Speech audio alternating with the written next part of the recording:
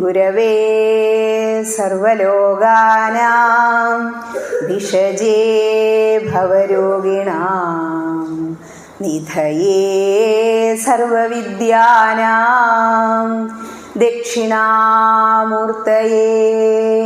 നമഃ. ശിവം ശിവകരം ശാന്തം ശിവാത്മാനം ശിവോത്തമം ശിവമാർഗപ്രണേതാരം പ്രണതോസ്മി സദാശിവം. ഭൂതനാഥ സദാനന്ദ സർവഭൂതദയാപരാ രക്ഷ രക്ഷ മഹാബാഹോ ശാസ്ത്രേ തുഭ്യം നമോ നമഃ. ഓം സർവമംഗളമംഗല്യേ ശിവേ സർവാർത്ഥസാധികേ ശരണ്യേ ത്രയംബകേ ഗൗരി നാരായണി നമോസ്തുതേ. ഓം ഗംഗണപതയേ നമഃ. ഓം സരസ്വത്യേ നമഃ. ഓം ത്വരിതാസമേത കിരാതമൂർത്തയേ നമഃ. എല്ലാവർക്കും നമസ്കാരം. ഇവിടെ ഈ കിരാതമൂർത്തിക്ക് മുൻപിൽ ഇത് 3-ാം തവണ. ഓരോ ത്രിസന്ധ്യകളും നമ്മുടെ ജീവിതത്തിൽ കിട്ടിയ വലിയ മഹാഭാഗ്യങ്ങളാണ്. അതെന്താ സന്ധ്യയുടെ പ്രത്യേകത? നമുക്ക് ഒരു ദിവസം 6 മണിക്കൂർ കൂടുമ്പോൾ ഒരു സന്ധ്യ ലഭിക്കുന്നുണ്ട്. അതായത് രാവിലത്തെ പ്രാതസന്ധ്യ, സന്ധ്യാവന്ദനം ചെയ്യുന്നവരുണ്ട്. വേദം പഠിച്ചവരൊക്കെ സന്ധ്യാവന്ദനം ചെയ്യും ഗായത്രി ജപത്തോടെ. പിന്നെ 6 മണിക്കൂർ കഴിഞ്ഞാൽ ഉച്ചയ്ക്ക് വീണ്ടും നമുക്ക് മധ്യാഹ്ന സന്ധ്യ. രാത്രി 6 മണിയാകുമ്പോൾ വീണ്ടും സായം സന്ധ്യ. സന്ധ്യ എന്ന് പറഞ്ഞാൽ സന്ധിക്കുന്നത്, കൂടിച്ചേരുന്നത് എന്നാണ്. അതായത് സൂര്യൻ്റെ ആ മാറ്റം, സമയമാറ്റം ഒരു കാലം കഴിഞ്ഞ്, ഇപ്പം രാത്രി കഴിഞ്ഞ് രാവിലെയിലേക്ക് കിടക്കുമ്പോൾ രാവും പകലും സന്ധിക്കുന്ന സമയം, അത് തന്നെ സന്ധിക്കും. ഉച്ചയ്ക്കാണെങ്കിലോ സൂര്യൻ ഒരു ഭാഗത്ത് നിന്നും മറ്റു ഭാഗത്തേക്ക് മാറുന്നത്. ഇങ്ങനെ സന്ധ്യാസമയത്ത് ഒരു ക്ഷേത്രാങ്കണത്തിൽ ഇങ്ങനെ വന്ന് തൊഴുത് കാത്തിരിക്കുക. എന്തിനാ? ഒരു പ്രഭാഷണം ഉണ്ടേ, കേൾക്കാം. കേട്ടവരെന്നെയാണ് കഴിഞ്ഞ വർഷങ്ങളിൽ 2 വർഷങ്ങളിലും കേട്ടവരെന്നെ അവിടെ എത്തിയിരിക്കുന്നത്. മറ്റൊരു സവിശേഷത എന്താണെന്ന് ചോദിച്ചാൽ, ഇവിടെ അനൗൺസ് ചെയ്തതുപോലെ നമുക്ക് ഉത്സവമാണ് ഇവിടെ. എന്താ? വിളക്ക് മഹോത്സവം. അതാണ് നോട്ടീസിൽ കൊടുത്തിരിക്കുന്നത്.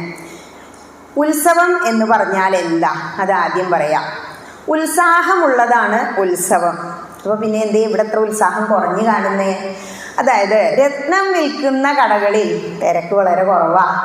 കാരണം ഇവിടെ രത്നമാണ് നിങ്ങൾക്ക് കിട്ടാൻ പോണേ. ഞാനായതുകൊണ്ടല്ല, ഒരു ആചാര്യൻ നിങ്ങളെ സമീപിച്ച് ഇങ്ങോട്ട് വരിക, ആചാര്യൻ്റെ വാക്കുകളിൽ നിന്ന്, വായിൽ നിന്ന് വല്ലതും കിട്ടുക എന്ന് പറഞ്ഞാൽ അത് രത്നം തന്നെയാണ്. അത് മഹാഭാരതത്തിലെ സത്സംഗം പറയുമ്പോൾ നിങ്ങൾക്ക് മനസ്സിലാവും. അതിനുവേണ്ടി ഇവിടെ വന്നിരിക്കാൻ കഴിയുക, കിരാതമൂർത്തി അതിനെ അനുഗ്രഹിക്കുക, അത് വലിയൊരു അനുഗ്രഹം തന്നെയാണ്. അതെങ്ങനെയാണ് അനുഗ്രഹമാവുക ചോദിച്ചാൽ, കഴിഞ്ഞ വർഷങ്ങളിൽ കേട്ട ഏതെങ്കിലും ഒരു അമ്മ വയ്യാതെ ഇപ്പോൾ കിടക്കുന്നുണ്ടെങ്കിൽ അവർക്ക് അതിൻ്റെ വില മനസ്സിലാവും.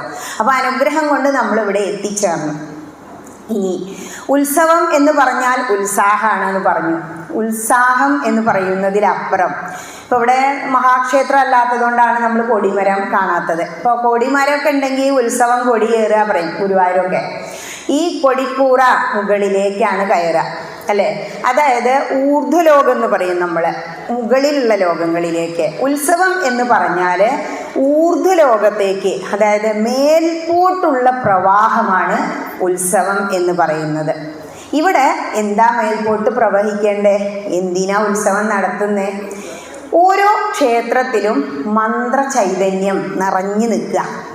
പക്ഷേ ഈ മന്ത്രചൈതന്യത്തിന് ദേവൻ്റെ ആ പ്രതിഷ്ഠയ്ക്ക് ചൈതന്യ ലോപം സംഭവിക്കും. അതെങ്ങനെയാ ചോദിച്ചാൽ, അപ്പോൾ നമ്മൾ പല തരത്തിലുള്ളവർ ഇവിടെ വന്ന് തൊഴുതു പോകും. നമുക്ക് തന്നെ അറിയില്ല നമ്മൾ ശുദ്ധിയും വൃത്തിയും ഉണ്ടോ. നമ്മൾക്കൊരു സംശയം. പണ്ടൊക്കെ കുളിച്ച് മുക്കി കുളിച്ചൊക്കെ ഇപ്പോൾ അതൊക്കെ മാറിപ്പോയി. അപ്പോൾ അങ്ങനെ എന്തെങ്കിലുമൊക്കെ അശുദ്ധി, ഇപ്പോൾ നമ്മൾ പ്രദക്ഷിണം വയ്ക്കുമ്പോൾ ഒരു തലനാര് അറിയാതെ പൊഴിഞ്ഞാൽ അതാണ് മുടി കെട്ടിയിട്ടേ ക്ഷേത്രത്തിൽ പോവാവൂ എന്നൊക്കെ പറയുന്നത്. ഇപ്പോഴത്തെ ജനതയൊന്നും അത് കേൾക്കുന്നില്ല. ഇപ്പോഴത്തെ ജനറേഷനൊക്കെ പരത്തിടുന്നത് ആ ഫാഷൻ. അങ്ങനെയൊക്കെ എന്തെങ്കിലും അശ്രദ്ധ മൂലം ചൈതന്യ ലോപം സംഭവിച്ചിട്ടുണ്ടെങ്കിൽ, ഇപ്പോൾ തിരുമേനി അവിടെ മന്ത്രപുരസ്സരം അർച്ചന നടത്തുന്നതാ, ആ ചൈതന്യം അവിടെ വിളങ്ങി നിൽക്കും. അതിനൊക്കെ ലോപം വന്നിട്ട് ഉണ്ടെങ്കിൽ എന്ത് സംഭവിക്കും? ഈ ഉത്സവം നടത്തുമ്പോൾ ഒരുപാട് മന്ത്രങ്ങളും ശാസ്ത്രവിധി പ്രകാരമുള്ള കർമ്മങ്ങളും അതിനുള്ളിൽ നടത്തും. ആ ചൈതന്യലോപം ഇല്ലാതെ ആയി ആ പ്രതിഷ്ഠാമൂർത്തിക്ക് ആവുന്നത്ര ചൈതന്യം ലഭിക്കും. ഈ ചൈതന്യവത്തായ ആ വിഗ്രഹത്തിന് മുന്നിൽ പോയി തൊഴുത് പ്രാർത്ഥിച്ചിട്ടേ ഫലമുള്ളൂ. അതുകൊണ്ടാണ് ഉത്സവം എല്ലാ വർഷവും നമ്മൾ നടത്തുന്നത്. ഉത്സാഹം ഉള്ളത് എന്തുകൊണ്ടാണ്? നമുക്ക് തന്നെയാണ് അതിൻ്റെ ഗുണം. അതുകൊണ്ടാണ് ഉത്സാഹമുള്ളതാണ് ഉത്സവം എന്ന് പറയുന്നത്. മൂർത്തിയുടെ ചൈതന്യത്തെ ആണെങ്കിലും നമ്മളുടെ എല്ലാ കാര്യങ്ങളെ ആണെങ്കിലും ഊർധ്വലോകം അല്ലെങ്കിൽ മുകളിലേക്ക് ഒരു പ്രവാഹം പോലെ ഉയർത്താൻ ഉത്സവത്തിന് കഴിവുണ്ട്. അതുകൊണ്ട് എല്ലാ വർഷവും ഉത്സവം നടത്തുന്നു. ഒരു കാര്യം. മറ്റൊന്ന്, ഇപ്പോൾ മഹാഭാരതം കഥ ചേർത്ത് പറയാമെന്ന് പറഞ്ഞു. ഹൈന്ദവന് ഒരുപാട് ഗ്രന്ഥങ്ങളുണ്ട്. കുട്ടികളോട് പറഞ്ഞാൽ അതാ പറയുക, എത്ര എണ്ണാക്കി വയ്യ അപ്പോൾ ഇതൊക്കെ കൂടെ, അങ്ങനെ ഒരു മടുപ്പാണ്. പക്ഷേ അടിസ്ഥാന ഗ്രന്ഥം വേദങ്ങളാണ്. ഈ വേദങ്ങൾ സാധാരണക്കാരന് പെട്ടെന്ന് മനസ്സിലാവാത്തത് കൊണ്ട് ഋഷീശ്വരന്മാർ, മന്ത്രദ്രഷ്ടാക്കളായ ഋഷീശ്വരന്മാർ വേദത്തിൻ്റെ സത്ത കറന്നെടുത്ത് ഉപനിഷത്തുക്കൾ രചിച്ചു. ഈ ഉപനിഷത്തുക്കൾ കൂടാതെ അഞ്ചാമത്തെ ഒരു വേദം, പഞ്ചമവേദം എന്ന് പറഞ്ഞ് മഹാഭാരതം രചിച്ചു. മറ്റൊന്ന് ഇതിഹാസങ്ങൾ എന്ന പേരിലാണ് ഈ മഹാഭാരതവും രാമായണവും അറിയപ്പെടുന്നത്. ഈ രണ്ട് ഗ്രന്ഥങ്ങളിലും സത്സംഗത്തെക്കുറിച്ച് പറയുന്നുണ്ട്. പ്രത്യേകിച്ചും മഹാഭാരതം. എന്താ മഹാഭാരതം എന്ന് പറഞ്ഞാൽ തന്നെ മഹത്വാത് ഭാരവത്വാച മഹാഭാരതമുച്യതി. അത് സാൻസ്ക്രിറ്റ്. 100,000-ലധികം ശ്ലോകങ്ങളാണ് മഹാഭാരതം എന്ന ഗ്രന്ഥത്തിൽ. ഈ ലോകത്ത് രചിക്കപ്പെട്ടിട്ടുള്ളതിൽ ഏറ്റവും സുദീർഘമായ പോയട്രി നമ്മളെ കൊണ്ട് സാധിക്കില്ല. 100,000-ലധികം ശ്ലോകം. ഇപ്പോൾ ഇവിടെ സപ്താഹം നടത്തുന്നുണ്ട് 2 ക്ഷേത്രങ്ങളിലും. 18,000 ഉള്ളൂ. എന്നിട്ട് തന്നെ നമുക്ക് കൂട്ടിയാൽ കൂടുന്നില്ല. പിന്നെയാണോ ഇപ്പോൾ ഈ 1,00,000-ലധികം? പക്ഷേ അത് വളരെ കറന്നെടുത്ത് വെച്ച് ഒരുപാട് സ്വാമിജിമാർ എഴുതി വെച്ചിട്ടുണ്ട് മലയാളത്തിൽ നമുക്ക് മനസ്സിലാവുന്ന തരത്തിൽ. മഹത്വം കൊണ്ടും ഭാരം കൊണ്ടും മഹാഭാരതം എന്ന പേര് വന്നു. അതിനപ്പുറം ഈ മഹാഭാരതത്തിൽ നമുക്കറിയേണ്ട എല്ലാ കാര്യങ്ങളും ഉണ്ട്. നിങ്ങൾക്ക് സമയം കിട്ടുന്നില്ലെങ്കിൽ കുറച്ച്, ഇപ്പോൾ 18ൻ്റെ തത്വം അറിയാലോ. 18 പർവ്വങ്ങളുണ്ട് മഹാഭാരതത്തിൽ. ഗീതയിൽ വീണ്ടും അതിനുള്ളിൽ തന്നെ ഭീഷ്മ പർവ്വത്തിൽ വരുന്നതാണ് 18 അധ്യായങ്ങളുണ്ട്. പിന്നെ 18 അക്ഷൗഹിണിപ്പട, 11 കൗരവർക്കും 7 പാണ്ഡവർക്കും. സൈന്യബലം അല്ല, എന്താ ദൈവമെന്നേ ബലം നാസ്തി. സൈന്യബലം ആർക്കായിരുന്നു? കൗരവർക്കായിരുന്നു. നമ്പർ എന്നെ നോക്കൂ, പ്രൊപ്പോർഷനാണ്. 101:5. പഞ്ചപാണ്ഡവർ 5 പേരേ ഉള്ളൂ. അപ്പോൾ അങ്ങനെ വന്നിട്ടും എന്തുകൊണ്ട് പാണ്ഡവർ ജയിച്ചു? അത് നമ്മുടെ ഇവിടുത്തെ ഒരു കാര്യം നമ്മളെങ്ങനെ ഓർമ്മിപ്പിക്കാം. കാരണം ഇപ്പോൾ ഇവിടുത്തെ കാര്യം നോക്കൂ, വളരെ ശുഷ്കമായ ഒരു സദസ്സ്. പക്ഷെ അതാണ് നല്ലത്. സംസാരിക്കുന്നവർ വരാതിരിക്കുക നല്ലത്. ഈ ലൗകികതയുടെ പിറകെ സുഖം എന്ന് പറയുമ്പോൾ 2 തരത്തിലാണ്. ഭൗതിക സുഖങ്ങളും ഉണ്ട്, ആത്മാനന്ദം, ആത്മീയ സുഖവും ഉണ്ട്. ഈ ഭൗതികത അനുഭവിക്കുന്നവർക്ക് ലൗകിക സുഖങ്ങൾ എങ്ങനെ നേടാം? എന്താ എല്ലാവരുടെയും ജീവിത ലക്ഷ്യം? എങ്ങനെ മാക്സിമം പണം സമ്പാദിക്കാം? ഭൗതിക സുഖങ്ങൾ, അതായത് ജീവിതത്തിലെ സുഖ സൗകര്യങ്ങൾ എങ്ങനെ വർദ്ധിപ്പിക്കാം? അതിനും അപ്പുറം ആ പണം ഉപയോഗിച്ച് ആ ആനന്ദം എങ്ങനെ കണ്ടെത്താം? എന്താ ആനന്ദം അവർക്ക് കിട്ടുന്നത്? ലൗകികാനന്ദം. എവിടെയെങ്കിലുമൊക്കെ ടൂറ് പോകണം, അല്ലെങ്കിൽ തീർത്ഥാടനമാണെങ്കിലും അതിന് വലിയ താല്പര്യം എല്ലാവർക്കും. പക്ഷേ അതിന് 101 പേരുണ്ടേ കൗരവരെ പോലെ. കൗരവരെന്താ ചെയ്ത്? അവർക്ക് അവരുടെ ജീവിതത്തിൽ എങ്ങനെ മാക്സിമം പരമാവധി സന്തോഷിക്കണം, സുഖ സൗകര്യങ്ങൾ അനുഭവിക്കണം, ഇതായിരുന്നു ദുര്യോധനൻ്റെയും അനുജന്മാരുടെയും വിചാരം. അച്ഛനാണെങ്കിലും മിണ്ടാതിരുന്നു, മകനാണെങ്കിലും ഒന്നും പറഞ്ഞാൽ കേൾക്കുന്നില്ല. ദുഃഖിച്ച് വിതുരൻ പലതും പറഞ്ഞു ഉപദേശിച്ചു, കേട്ടില്ല. ധർമ്മദേവൻ തന്നെ വന്നതാണ്. അതുപോലെ തന്നെ ആചാര്യന്മാരായ ദ്രോണാചാര്യരും ഭീഷ്മാചാര്യരും ഉപദേശിച്ചു, കേട്ടില്ല. എന്നിട്ടോ അവസാനം നാശത്തിലേക്കല്ലേ പോയത്? നമ്മളോട് പറയാണ് മഹാഭാരതം. കൗരവരുടെ കൂടെ എത്രയോ സൈന്യബലം ഉണ്ടായിട്ടും അവർ ജയിച്ചില്ല, തകർന്നു തരിപ്പണമായി. അത് നമ്മുടെ സൊസൈറ്റിയിലേക്ക് നോക്കൂ. കൂടുതൽ ഇപ്പം ഇന്നലെ ഇവിടെ എന്തായിരുന്നു? നൃത്തം ഉണ്ടായിരുന്നു അല്ലേ, തിരുവാതിരക്കളി ഉണ്ടായിരുന്നു, കുട്ടികളുടെ പരിപാടി ഉണ്ടായിരുന്നു, നിറഞ്ഞു കവിഞ്ഞില്ലേ നിങ്ങളുടെ സദസ്സ്? അതാണ് കൗരവർ എന്ന് പറയുന്നത്. അവരെല്ലാം ഇന്ദ്രിയങ്ങൾക്ക് പുറകെയാണ്. അതൊന്നും വേണ്ടെന്നല്ല കേട്ടോ. പക്ഷേ അതുപോലെ പ്രാധാന്യം എന്തിനും നൽകണം? ആത്മാനന്ദം, ആത്മീയ സുഖത്തിനും നൽകണം എന്നാണ് ഈ ഗ്രന്ഥങ്ങളെല്ലാം നമ്മളോട് പറയുക. ഇനി പാണ്ഡവർ നോക്കൂ, അവര് എപ്പോഴെങ്കിലും സുഖം അനുഭവിച്ചിട്ടുണ്ടോ? ചെറിയ കുട്ടികളാവുമ്പോൾ തന്നെ എന്ത് ചെയ്തു? അച്ഛൻ മരിച്ചു, പാണ്ഡു മരിച്ചുപോയി. എന്നിട്ടോ മന്ത്രത്തിലൂടെയൊക്കെ മക്കളുണ്ടായതാണ്, നല്ല കേമന്മാരാണ്. എന്നിട്ടും അവരെന്നെ എന്ത് ചെയ്തു? വനവാസത്തിന് പറഞ്ഞയച്ചു. അവിടെ ചെന്നിട്ടാണെങ്കിലോ അരക്കില്ലത്തിലിട്ടിട്ട് അവരെന്നെ ചുട്ടു കൊല്ലാൻ വേണ്ടി ഇവർ പ്ലാൻ ചെയ്തു. അതൊന്ന് ഭഗവാൻ രക്ഷിച്ചു. അതും കഴിഞ്ഞ് അവർ ധർമ്മത്തിലൂടെ സഞ്ചരിക്കുന്നത് കൊണ്ടാണ് ഭഗവാൻ അവരുടെ കൂടെ നിന്ന്. എല്ലാവരും ക്രോസ് ക്വസ്റ്റ്യൻ ചെയ്യും, ഭഗവാൻ പക്ഷപാതിയല്ലേ, എന്തുകൊണ്ടാണ് കൗരവരെ സഹായിക്കാതിരുന്നത്? എന്താ ദുര്യോധനൻ വന്നിട്ട് പറഞ്ഞേ? രണ്ടാളും ഒപ്പാണത്രേ ക്ഷണിക്കാൻ വന്നതേ യുദ്ധത്തിന് വേണ്ടിയിട്ട്. ഒരാൾ കാലിൻ്റെ അവിടെ തൊഴുത് നിന്നു. ആരാ? അർജുനൻ. തലക്കിൽ പോയി ഇരുന്നു അത്രേ ദുര്യോധനൻ. കണ്ണ് തുറക്കുമ്പോൾ ആരെ ആദ്യം കാണുക? കാൽക്കൽ നിൽക്കുന്ന ആളെ. അപ്പോൾ തൊഴുതു, വേഗം കാര്യങ്ങളൊക്കെ ചോദിച്ചു. ആദ്യം തന്നെ ഇദ്ദേഹം ചാടി ചോദിക്കുക, അങ്ങയുടെ അക്ഷൗഹിണികൾ എനിക്ക് തരണം. അർജുനൻ മിണ്ടാതെ നിന്നു. ഒക്കെ കൊടുത്തുല്ലോ അർജുന, സുഹൃത്താണേ, ഇനിയിപ്പോൾ എന്താ ഉള്ളത്? നീ ആ മാത്രമേ ഉള്ളൂ. നമ്മൾ പറയില്ലേ, ഒരു ഭാഗം കഴിഞ്ഞ ഉമ്മറത്ത് അച്ഛൻ അവിടെ ഇരിക്കുന്നുണ്ടാവും, ബാക്കിയൊക്കെ കൊടുത്തു കഴിഞ്ഞു. അതുപോലെ അപ്പോൾ പറഞ്ഞത് എന്താ? ഭഗവാൻ മതി, വേറൊന്നും വേണ്ട. അതാണ് പറഞ്ഞത്, ദൈവമെന്നേ ബലം നാസ്തി.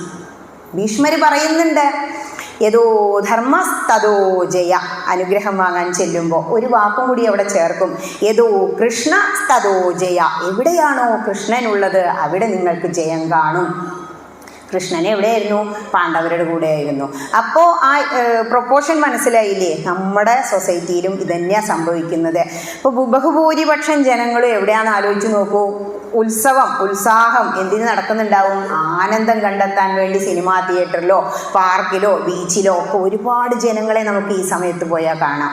അതേസമയം ക്ഷേത്രാങ്കണത്തിൽ വളരെ കുറച്ച് പേരെ കാണാം. ഉത്സവമാണെങ്കിൽ കാണൂ കേട്ടോ. എന്താ? അവർക്ക് കണ്ണിനെയും കാതിനെയും ഭ്രമിപ്പിക്കുന്ന തരത്തിലുള്ള പ്രോഗ്രാമുകൾ വേണം.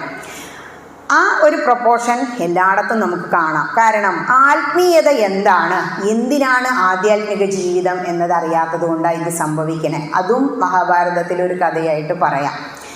ഇനി സത്സംഗത്തെക്കുറിച്ചും ചോദിക്കുന്നുണ്ട്. ഇവിടെ ഇത്രയും പർവ്വങ്ങൾ ഉണ്ടെങ്കിലും 2 പർവ്വങ്ങൾ, ഒന്നിനും നിങ്ങൾക്ക് സമയമില്ല, അല്ലെങ്കിൽ മനസ്സിനൊരു ശാന്തി ഇല്ലെങ്കിൽ ഒരു 1000 രൂപയുടെ അടുത്ത് കൊടുത്താൽ നിങ്ങൾക്ക് 2 ഓളിയങ്ങളായിട്ടൊരു മഹാഭാരതം കിട്ടും. നിങ്ങളുടെ ജീവിതത്തിൽ എന്തെല്ലാം ചോദ്യങ്ങളുണ്ടോ അതിനുള്ള ഉത്തരം ഒറ്റ ഇരിപ്പിന് 18 ദിവസത്തെ യുദ്ധം വായിച്ചു തീർത്ത് പോകും നമ്മൾ. അതുണ്ട് കഴിഞ്ഞാലുണ്ടല്ലോ വരുന്നത് ഭീഷ്മപർവ്വം.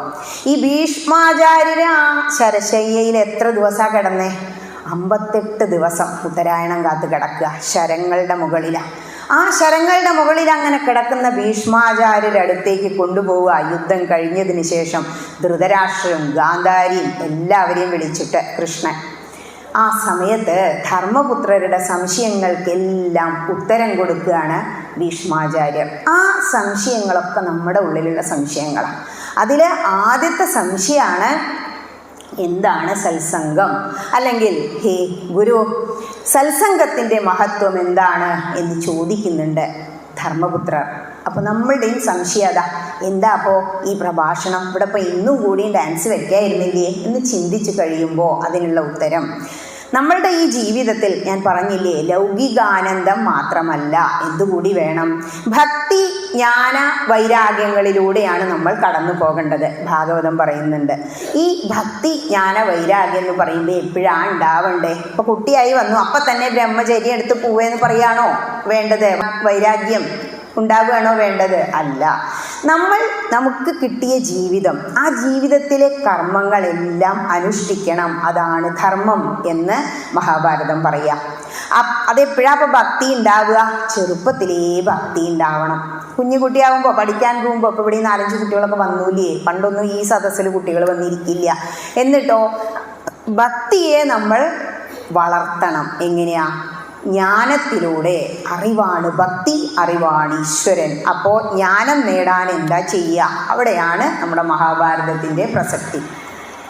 ഒരു വ്യക്തിക്ക് ജ്ഞാനം ലഭിക്കണമെങ്കിൽ എന്ത് ചെയ്യണം? ആ ഒരു ചോദ്യത്തിനുള്ള ഉത്തരമായിട്ട് ഭീഷ്മാചാര്യർ പറയുന്നത്, സത്സംഗത്തിൻ്റെ മഹത്വം എന്ത് എന്ന് ചോദിച്ചപ്പോൾ, ഹേ ധർമ്മജ, നമ്മളുടെ എല്ലാം ജീവിതത്തിൽ ഒരുപാട് വ്യക്തികളെ നമ്മൾ പരിചയപ്പെടുന്നുണ്ട് അല്ലേ? നിങ്ങളുടെ ഫോൺ എടുത്ത് നോക്കിയാൽ അറിയാം അതിലെത്ര കോണ്ടാക്റ്റ് ഉണ്ട് എന്നുള്ളത്. ഒരുപാട് കോണ്ടാക്റ്റ് ഉണ്ടായിരിക്കും. അതിൽ കുറേ സുഹൃത്തുക്കൾ ഉണ്ടായിരിക്കും, കുറേ കുടുംബക്കാരുണ്ടായിരിക്കും. അപ്പോൾ അവരെയൊക്കെ സമീപിക്കണം. അങ്ങനെ എല്ലാവരെയും സമീപിച്ചാൽ നമുക്ക് ഭക്തി ഉണ്ടാവൂ? അപ്പോൾ പറഞ്ഞു കൊടുക്കുകയാണ്. എന്താ ചോദ്യം എന്നറിയോ? ഹേ ഗുരു, നമുക്ക് ശാസ്ത്രജ്ഞാനം ഇല്ല. ഇപ്പം എല്ലാവരും ഒന്നും പഠിച്ചവരാവില്ല. അറിവ് ഇല്ല, ഗുരുവും ഇല്ല. അങ്ങനെയുള്ള ഒരു വ്യക്തിക്ക് മോക്ഷം നേടാൻ അല്ലെങ്കിൽ അറിവ് നേടാൻ എന്താണ് ചെയ്യേണ്ടത്? അത് ചോദിച്ച സമയത്താണ് പറയുന്നത്, അറിവില്ല എന്നുള്ളത് അവരുടെ കുറ്റമല്ല. പലരും പറയും, അമ്മമാർ ഒന്നും അറിയില്ല ടീച്ചറെ, അതാരുടെ കുറ്റ? അവരുടെ കുറ്റമല്ലാതെ. അവർ ജനിച്ചു, അവർക്ക് അതിനുള്ള സാഹചര്യം കിട്ടിയില്ല. പക്ഷേ അതിന് ക്ലോസ് വയ്ക്കുക ഭീഷ്മാചാര്യര്. എന്താ പറയുന്നതെന്നറിയോ? അറിവില്ല എന്നുള്ളത് അവരുടെ കുറ്റമല്ല, പിന്നെ എന്തേ ചെയ്യേണ്ടുള്ളൂ? ഈ ലോകത്തിൽ അറിവുള്ള ഒരുപാട് ജനങ്ങളുണ്ട്, അവരെ സമീപിക്കണം, അവരുമായി സമ്പർക്കം പുലർത്തണം. ഒരു ദിവസം പ്രതി ഗ്രൂപ്പിൽ ആളുടെ എണ്ണം ഇങ്ങനെ കൂടി വരുമ്പോൾ പലരും ചോദിക്കുക, ഇവിടുന്ന് ഇത്രയൊക്കെ ദൂരത്തു നിന്നുള്ളവരെ കിട്ടുന്നേ? അപ്പോൾ നമുക്ക് വേണ്ടത് എന്തെങ്കിലും കിട്ടും എന്നറിയുമ്പോൾ ആ ഒരു വ്യക്തിയുടെ കോണ്ടാക്ട് നമ്പർ അന്വേഷിച്ച് അവരെ തേടി പിടിക്കുക. അത് തന്നെയാണ് ഇവിടെ ആചാര്യനും പറയുന്നത്. നമുക്ക് അറിവില്ലെങ്കിൽ അറിവുള്ളവരെ നമ്മൾ സമീപിക്കണം. ശാസ്ത്രജ്ഞാനം ഉള്ള ഇഷ്ടം പോലെ വ്യക്തികൾ നമുക്ക് ചുറ്റുമുണ്ട്. പക്ഷേ അവരെ ആചാര്യന്മാരാക്കി ഒരു ക്ഷേത്രാങ്കണത്തിൽ കമ്മിറ്റിക്കാർ വളരെ ബുദ്ധിമുട്ടിയിട്ട് അവരെ ഇവിടെ കൊണ്ടുവന്നിരുത്തുക. അതൊന്ന് നമ്മൾ എന്ത് ചെയ്യണം? നമുക്ക് വേണ്ടി ഉപയോഗപ്പെടുത്തണം. അത്തരത്തിൽ ചിന്തിക്കണം എന്ന് പറയാം. അപ്പോൾ ആചാര്യന്മാരെ സമീപിച്ചു കഴിഞ്ഞാൽ നമുക്ക് എന്ത് കിട്ടും? സത്സംഗം കിട്ടും. എന്താ സത്സംഗം? സത്തുക്കളുമായുള്ള സംഘം. കാരണം ഇപ്പോൾ മഹാഭാരതത്തിൽ ഭീഷ്മാചാര്യർ എത്ര ദിവസമാണ് വീണ് കിടന്നേ? എല്ലാവർക്കും അറിയുന്നുണ്ടാവില്ല, മഹാഭാരതം കണ്ടിട്ട് പോലും ഉണ്ടാവില്ല. ഹൈന്ദവനായി ജനിച്ചാൽ 5 കാര്യങ്ങളെങ്കിലും ചെയ്യണം മരിക്കുന്നതിന് മുമ്പ്. ആദ്യം ഗീത പഠിക്കണം. രണ്ടാമതായി ഈ ഗീത ഉള്ള മഹാഭാരതം ഒന്ന് വായിക്കണം. ഒരു തവണയെങ്കിലും അതിലെ ഈ ഭീഷ്മപർവത്തിലൂടെ, അതിലാണ് ഗീത വരുന്നത്. അത് കഴിഞ്ഞാൽ അനുശാസനിക പർവ്വം എന്ന് പറയും, അതിലാണ് വിഷ്ണു സഹസ്രനാമം പരന്നങ്ങനെ കിടക്കുന്നത്. ഈ 2 പർവ്വങ്ങൾ മാത്രം വായിച്ചാൽ മതി. നിങ്ങളുടെ മനസ്സിന് വല്ലാത്ത ഒരു ശാന്തി, എന്തൊക്കെയോ കിട്ടിയ ഒരു സുഖം അനുഭവപ്പെടും. ഇനി ഇതിന് ശേഷം നിങ്ങളത് കയ്യിൽ സ്വന്തമാക്കിയിട്ട് ഏതെങ്കിലും ഈ CD ഒക്കെ വെച്ച് പരസ്യമായിട്ട് വീട്ടിൽ കൂടെ വരുന്നവരുടെ ഒരിക്കലും ഗ്രന്ഥങ്ങൾ വാങ്ങരുത്. അതിലൊരുപാട് തെറ്റുകൾ ഉണ്ടാവും. ആശ്രമങ്ങളിൽ ഇപ്പോൾ ശ്രീരാമകൃഷ്ണ മഠം അങ്ങനെയുള്ള പബ്ലിഷേഴ്സിൻ്റെ കയ്യിൽ നിന്ന് വേണം. മൃഡാനന്ദ സ്വാമിയുടെ ഒക്കെ ബുക്ക് നല്ല ബുക്കാണ്. അപ്പോൾ അത് വാങ്ങിച്ച് വരുത്തി നമ്മൾ എന്ത് ചെയ്യണം? വായിപ്പിക്കുക. ഒരുപാട് പേർക്ക് ഞാൻ വരുത്തി കൊടുത്തിട്ടുണ്ട്. അങ്ങനെ അത് വായിച്ചുകൊണ്ടിരിക്കുമ്പോൾ കിട്ടുന്ന ഒരു ആനന്ദം ഉണ്ടല്ലോ, അത് വല്ലാത്ത പരമാനന്ദ. നമുക്ക് 3 ആനന്ദം ഏതൊക്കെയാ? ഒന്ന് നമ്മുടെ ലൗകികാനന്ദം. എന്താ ചെയ്തുകൊണ്ടിരിക്കണേ? ഇതന്നെ സുഖം. പണ്ട് നാരദ മഹർഷി ഇങ്ങനെ പോവുക, അപ്പം ഇത്ര ഒരു ചെളിക്കുണ്ടെന്ന് ഒരു ശബ്ദം ഇങ്ങനെ കേൾക്കണു. അപ്പം എന്താ നോക്കിയപ്പോൾ അവിടെ ഒരു പന്നി ഇങ്ങനെ ആ ചളിക്കുണ്ടിൽ കൂട്ടി മറിഞ്ഞിട്ടേ, പന്നിക്ക് അതാ ചളിയാ ഇഷ്ടം. അപ്പോൾ നാരദ മഹർഷി ബ്രഹ്മജ്ഞാനം ഉള്ളവനാണല്ലോ, നോക്കിയപ്പോൾ അത് ദേവേന്ദ്രനാ. അപ്പോൾ എന്ത് പറ്റി? അപ്പോൾ അന്വേഷിച്ചു. ദേവലോകത്ത് പോയി ദേവേന്ദ്രനെ കാണാനില്ല. അപ്പോൾ അവിടെയുള്ള മഹർഷീശ്വരന്മാരോട് ചോദിച്ചു. സ്വർഗത്തിലെ അപ്സരസും ഐരാവതും ഒന്നും മാത്രമല്ല കേട്ടോ, അവിടെ ഒരുപാട് മഹർഷീശ്വരന്മാരുണ്ട്. അവർ പറയാ, കുറച്ച് ദിവസം മുൻപ് ഇതിലൂടെ ദുർവാസാവ് മഹർഷി വന്നു. ശരിക്കും ഈ ദുർവാസാവ് മഹാദേവൻ തന്നെയാണ്. ക്ഷിപ്രകോപിൻ ക്ഷിപ്രപ്രസാദിയാണ്. അപ്പോൾ അദ്ദേഹത്തെ ബഹുമാനിച്ചില്ല. അതിനു വേണ്ടിയിട്ട് ശാപം കിട്ടി. ശാപിച്ചത് എന്താ? നീ പന്നിയായിട്ട് ഭൂമിയിൽ കുറച്ചു കാലം അവിടെ കിടക്ക് ചെളിക്കുണ്ടിൽ. ആ ചെളിക്കുണ്ടിൽ വീണ് കടന്ന് കളിക്കുക. അപ്പം നാരദ മഹർഷി ചോദിച്ചു, ഹേ ദേവേന്ദ്ര, അങ്ങയെ വേണമെങ്കിൽ ഞാൻ എന്ത് ചെയ്യാം? തിരിച്ച് ദേവേന്ദ്രൻ തന്നെ ആക്കിത്തരാം. ഇപ്പം എന്താ പറഞ്ഞതെന്നറിയോ? നമ്മളാണെങ്കിൽ എന്താ പറയുക? ആ ശരി, റെഡിയാണെന്ന് പറയില്ലേ? ദേവലോകത്തെ സുഖം ഈ ചളിക്കുണ്ടിലില്ലല്ലോ. ദേവേന്ദ്രൻ പറഞ്ഞു, വേണ്ട മഹർഷി, ഇപ്പം എനിക്ക് ഇതാ സുഖം എന്ന്. ചുറിമാന്തി സുഖം എന്ന് പറയില്ലേ? അങ്ങനെയാണ് നമ്മുടെ ഈ ലൗകിക സുഖം. ഒരു പന്നിയെ സംബന്ധിച്ചിടത്തോളം ചെളിക്കുണ്ടാണ് അവന് പരമാനന്ദം. ഈ ചെളിക്കുണ്ടിൽ വീണവരാണ് ലൗകികത്തിന് പിറകെ പോകുന്നവർ. ഇതിന്നൊക്കെ ആനന്ദം കിട്ടും കിട്ടും കിട്ടും വിചാരിക്കുകയും നല്ലൊരു പാൽപ്പായസം വെച്ചു, എത്ര സമയം നാവിൽ അതിൻ്റെ ഒരു രുചിയുള്ള എത്ര സമയം ചിലവാക്കി. ഇതുപോലെ തന്നെ എല്ലാ ആനന്ദങ്ങളും ഇന്ദ്രിയ സുഖങ്ങളാണെങ്കിലും ഇപ്പോൾ നമ്മൾ പുറത്തൂടെ പോകുമ്പോൾ കാണുന്ന കാഴ്ചകളും ആനന്ദങ്ങളും എല്ലാം, മക്കളുണ്ടാകുമ്പോൾ വലിയ സന്തോഷം അല്ലേ, അവരെല്ലാം നമ്മൾ പിരിഞ്ഞു പോകുന്നു. അപ്പോഴും നമ്മൾ മനസ്സിലാക്കുന്നില്ല, ഈ ലൗകിക സുഖത്തിൽ ഇങ്ങനെ മുങ്ങി പൊങ്ങി ആറാടി കഴിയുമ്പോൾ നമുക്ക് എന്ത് തോന്നില്ല? ആത്മീയ സുഖത്തിലേക്ക് ഒന്ന് തിരിഞ്ഞു നോക്കാൻ തോന്നില്ല. ഇങ്ങനെ സത്സംഗത്തെക്കുറിച്ച് പറഞ്ഞു കൊടുത്തപ്പോൾ ധർമ്മജൻ വീണ്ടും ചോദിക്കുകയാണ് ഭീഷ്മാചാര്യരോട്, അങ്ങനെയാണെങ്കിൽ ഈ സത്സംഗം കിട്ടുമെന്ന് പറഞ്ഞുല്ലോ ആചാര്യന്മാരെടുത്തുനിന്ന്, ആത്മീയ സുഖത്തെക്കുറിച്ചും പറഞ്ഞു. ആധ്യാത്മിക ജീവിതം എന്തിനു വേണ്ടിയാണ്? നമ്മുടെ മനസ്സിലെന്താ ആധ്യാത്മിക ജീവിതം എന്ന് പറഞ്ഞാൽ? ഇന്ദ്രിയങ്ങളെ കടച്ചൂലേ, ഏത് നേരത്തും ഇങ്ങനെ ഇരുന്ന് ജപിക്കുക, ധ്യാനിക്കുക, ഇതാണെന്ന വിചാരം. പക്ഷെ അത് മാത്രമൊന്നുമല്ല. ഞാൻ പറഞ്ഞില്ലേ, ജ്ഞാനം നേടണം. ഭക്തിയുള്ളവരെന്ത് ചെയ്യണം? ജ്ഞാനം, അറിവ് നേടണം. ഒരുപാട് പ്രഭാഷണങ്ങൾ കേൾക്കുക. ചിലർക്ക് വായിച്ച് മനസ്സിലാക്കാൻ കഴിവുണ്ടാവില്ല. പ്രഭാഷണ വേദികളിൽ ചെന്നിരിക്കുക, അത് കേൾക്കുക. ഇങ്ങനെ ജ്ഞാനം നേടി ഒരുപാട് അറിവുകൾ നേടിക്കഴിയുമ്പോൾ എന്താ രമണ മഹർഷി പറഞ്ഞ് വരുമ്പോൾ നമ്മൾ ക്ലീൻ സ്ലേറ്റാ, ഒന്നുമില്ല, കൈ ഇങ്ങനെ പിടിച്ചിട്ടുണ്ടാവുന്നേ ഉള്ളൂ, ഒന്നും ഉണ്ടാവില്ല. പോകുമ്പോൾ നിറഞ്ഞു തുളുമ്പിക്കൊണ്ട് പോകണം. എന്തിലാ നിറഞ്ഞു തുളുമ്പേണ്ട? സമ്പാദ്യത്തിലാണോ? അല്ല, അറിവിൽ നമ്മൾ ഉയർന്നു നിൽക്കണം. എല്ലാ കാര്യങ്ങളും അറിയാം. പാലക്കാട് ഒരു അമ്മ ഉണ്ട്, ഇന്നലെയും അക്ഷതത്തെക്കുറിച്ച് ഞാൻ ഗ്രൂപ്പിൽ പറഞ്ഞതാ. ഈ താലപ്പൊലിയെക്കുറിച്ചൊരു സംശയം വന്നപ്പോൾ അപ്പോൾ അവർ പേഴ്സണലി വന്നിട്ടാണ് അങ്ങനെ സംശയം ചോദിക്കുക. ടീച്ചറെ, അക്ഷതം എന്ന് പറഞ്ഞാൽ ശരിക്കും എന്തിനാ? അരിയും പൂവും നെല്ലും കൂടിയും വെക്കണേ? പൂവൊക്കെ അതിലുണ്ടോ? ഞങ്ങളുടെ ഇവിടെ ഒരു സ്വാമിജി വന്ന അക്ഷതം എന്ന് പറഞ്ഞിട്ട് തരുന്നത് മഞ്ഞളും ഉണങ്ങല്ലരിയാണല്ലോ. സംശയമാണത്. അപ്പം ഞാൻ പറഞ്ഞ് മനസ്സിലാക്കി കൊടുത്തു. അക്ഷതം എന്ന് പറഞ്ഞാൽ എന്താ? നാശമില്ലാത്തത്, അതായത് സത്യമായതാണ്. സത്യമായത് എന്തേ ഉള്ളൂ? ഭഗവാൻ. ഭഗവാൻ മാത്രമാണ് നാശമില്ലാത്തത്, നശിക്കാത്തത്. അതുകൊണ്ട് അക്ഷതം ഭഗവാന് തുല്യമാണ്, നാശമില്ലാത്തതാണ്. അതുകൊണ്ടാണ് അക്ഷതത്തിൽ എന്ത് വെക്കുന്നത്? അരിയും പൂവും പിന്നെ കുറച്ച് നെല്ലും വെക്കുന്നത്. എങ്കിലും അക്ഷതാവും എന്ന് പറഞ്ഞു കൊടുത്തു. അപ്പോൾ പറയാ, ഏതായാലും അറിയാൻ കഴിഞ്ഞുല്ലോ. പോകുന്നതിന് മുമ്പേ എത്രയെന്നറിയോ? 74. പോകുന്നതിന് മുമ്പ് ഇതൊക്കെ അറിയണം. അറിഞ്ഞ് നിറവോടുകൂടി വേണം പോവാൻ. എല്ലാം ത്യജിച്ച് റെഡിയായിട്ടിരിക്കുക. പക്ഷേ ഭർത്താവിന് അൽഷിമേഴ്സാട്ടോ, കുട്ടികളെ നോക്കും പോലെ നോക്കുന്നുണ്ട്. അങ്ങനെ സ്വന്തം കർമ്മം ഈശ്വരാർപ്പണമായി ചെയ്തു പോകുന്ന ഒരു അമ്മ. ഈ പ്രായത്തിലും അവർക്കൊരു ഷുഗറോ കൊളസ്ട്രോളോ യാതൊരു അസുഖങ്ങളും ഇല്ല. ഭഗവാൻ കണ്ടറിഞ്ഞ് ആ കുട്ടികളെ നോക്കണ പോലെ ഈ 89 ആളെ നോക്കണ്ടേ? അതിനു വേണ്ടിയായിരിക്കാം. ഭക്തിയുടെ മഹത്വം എന്നും നാരായണീയം ജപിച്ച് ഗ്രൂപ്പിലിടും. അതുകൊണ്ട് അസുഖമില്ലാത്ത കഷായം തന്നെയാണ് നാരായണീ. അതൊക്കെ നമ്മളിവിടെ നടത്താറുണ്ട് അല്ലേ? ഇങ്ങനെ ചോദിച്ച സമയത്ത് ആധ്യാത്മിക സുഖം എന്താണ്, എന്തിനാണ് ആധ്യാത്മിക ജീവിതം എന്നൊരു ചോദ്യം ചോദിച്ചു. അപ്പോൾ പറയാണ്, ആധ്യാത്മിക ജീവിതം എന്ന് പറയുമ്പോൾ നമ്മളെല്ലാവരും തെറ്റിദ്ധരിച്ചു വെച്ചിരിക്കുന്നത് പോലെ അല്ല. ഈ ഭൂമി അല്ലെങ്കിൽ നമ്മുടെ ശരീരം എന്ന് പറയുന്നത് എന്തുകൊണ്ട് ഉണ്ടാക്കിയതാ? പഞ്ചഭൂതങ്ങളാൽ നിർമ്മിതമാണ്. പഞ്ചഭൂതങ്ങൾ എന്തൊക്കെയാണെന്ന് എല്ലാവർക്കും അറിയാം. ആകാശം, വായു, മണ്ണ്, അഗ്നി ഒക്കെ ചേർന്നുണ്ടാകുന്നതാണ്. അപ്പോൾ നമ്മുടെ ശരീരം ഈ പഞ്ചഭൂതങ്ങളാൽ ബ്രഹ്മാവ് സൃഷ്ടിച്ചു.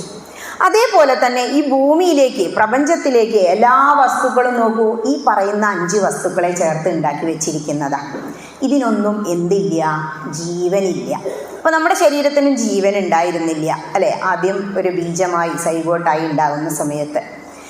അപ്പോൾ ഈ എല്ലാ വസ്തുക്കളെയും പ്രപഞ്ചത്തിൽ പ്രവർത്തിപ്പിക്കുന്നത് ആരാ? ആ ശക്തിയാണ് ഭഗവാൻ എന്ന് പറഞ്ഞു കൊടുക്കുക. അപ്പോൾ അങ്ങനെ ഉള്ള ഒരു ശക്തിയെക്കുറിച്ച് ബേസിക്കായിട്ട് നമ്മൾ ചിന്തിക്കണം. ഇവിടെ നമ്മുടെ പഞ്ചഭൂതാത്മകമായ ശരീരം പ്രവർത്തിക്കുന്നുണ്ടെങ്കിൽ ഇതിനുള്ളിൽ ആരുണ്ട്?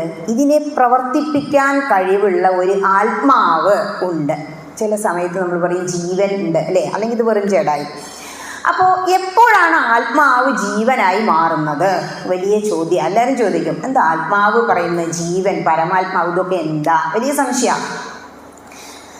നമ്മളുടെ ശരീരത്തിൽ ആ ആത്മാവ് പ്രവേശിച്ച് കഴിയുമ്പോൾ നമുക്ക് ജീവൻ വയ്ക്കുന്നു. ഈ ജീവൻ ആയി മാറുന്നത് എപ്പോഴാണെന്നോ? ആത്മാവ് കുഞ്ഞു കുട്ടികൾ ഇങ്ങനെ ചിരിക്കുമ്പോൾ ഭഗവാനെ കണ്ടിട്ട് ചിരിക്കുക, അവർ ഈശ്വരന് തുല്യാന്നൊക്കെ മുത്തശ്ശി പറയും. ആ സമയത്ത് അവരുടെ മനസ്സിലൊരു കളങ്കവും ഇല്ല. ചോറ് കൊടുക്കുമ്പോൾ ഒരൊറ്റ കരച്ചിലാ, അപ്പോൾ ഭഗവാന്റെ സാന്നിധ്യം പോയി എന്നാ പറയാ, നമ്മൾ ചില ആക്കി എന്ന് പറയും. അങ്ങനെ ഇരിക്കുമ്പോൾ ഈ ആത്മാവ് ജീവനായി മാറുക. കാരണം മായയിലാണ് വന്ന് നമ്മൾ പറക്കുന്നത്. മായാതീതനാണ് ആത്മാവ്. ആത്മാവ് എന്ന് പറയുന്നത് പരബ്രഹ്മത്തിൻ്റെ ഒരംശം തന്നെ. നമ്മളൊക്കെ അംശാവതാരങ്ങളാണ്. അപ്പോൾ ഈ ജീവന് എങ്ങനെ ആത്മാവിൽ നിന്നും മാറ്റം വരുന്നത്? മായയ്ക്ക് നമ്മൾ അധീനനാകുമ്പോൾ ആത്മാവ് ജീവനായി മാറുന്നു. മായാതീതനാകുമ്പോൾ, മായകളിൽ നിന്നും അപ്പുറം, അതായത് എല്ലാ ഇന്ദ്രിയങ്ങളെയും നമുക്ക് നിയന്ത്രിക്കാൻ കഴിയുമ്പോൾ, അതിനപ്പുറം നമ്മൾ ചിന്തിക്കുമ്പോൾ, ആറാം ഇന്ദ്രിയം പ്രവർത്തിപ്പിക്കുമ്പോൾ നമ്മൾ എന്തായി മാറുന്നു? ആത്മാവായി മാറുന്നു. ഇങ്ങനെ ഉള്ള വ്യക്തികൾക്ക് ഇത്രയും ഉയർന്ന ലെവലിൽ ചിന്തിക്കാൻ ഗീത പറയുന്നില്ലേ, ഉദ്ധരേതാത്മനാത്മാനം ആത്മാനമവസാദയേ, നിങ്ങൾ നിങ്ങളുടെ ആത്മാവിനെ ഉദ്ധരിക്കണം എന്ന് ഭഗവത്ഗീത പറയാം. അപ്പൊ അങ്ങനെ ആകുമ്പോൾ നമ്മൾ എന്തായി മാറുന്നു? ആധ്യാത്മിക ജീവിതം നയിക്കുന്നു. അപ്പൊ വീണ്ടും ചോദിക്കുകയാണ് ധർമ്മജൻ, ഈ ആധ്യാത്മിക ജീവിതം നയിക്കണം എന്നൊക്കെ പറഞ്ഞു. ഇപ്പം നമ്മൾ രാവിലെ വീട്ടിൽ പല കാര്യങ്ങളും ചെയ്യുന്നു, നമ്മൾ മാത്രമാണ് കുട്ടികൾക്ക് ആധ്യാത്മിക ജീവിതം കൊടുക്കാത്തത്. അപ്പോൾ പിന്നെ ഇനി എന്താ ചെയ്യുക എന്ന് ചോദിച്ചു.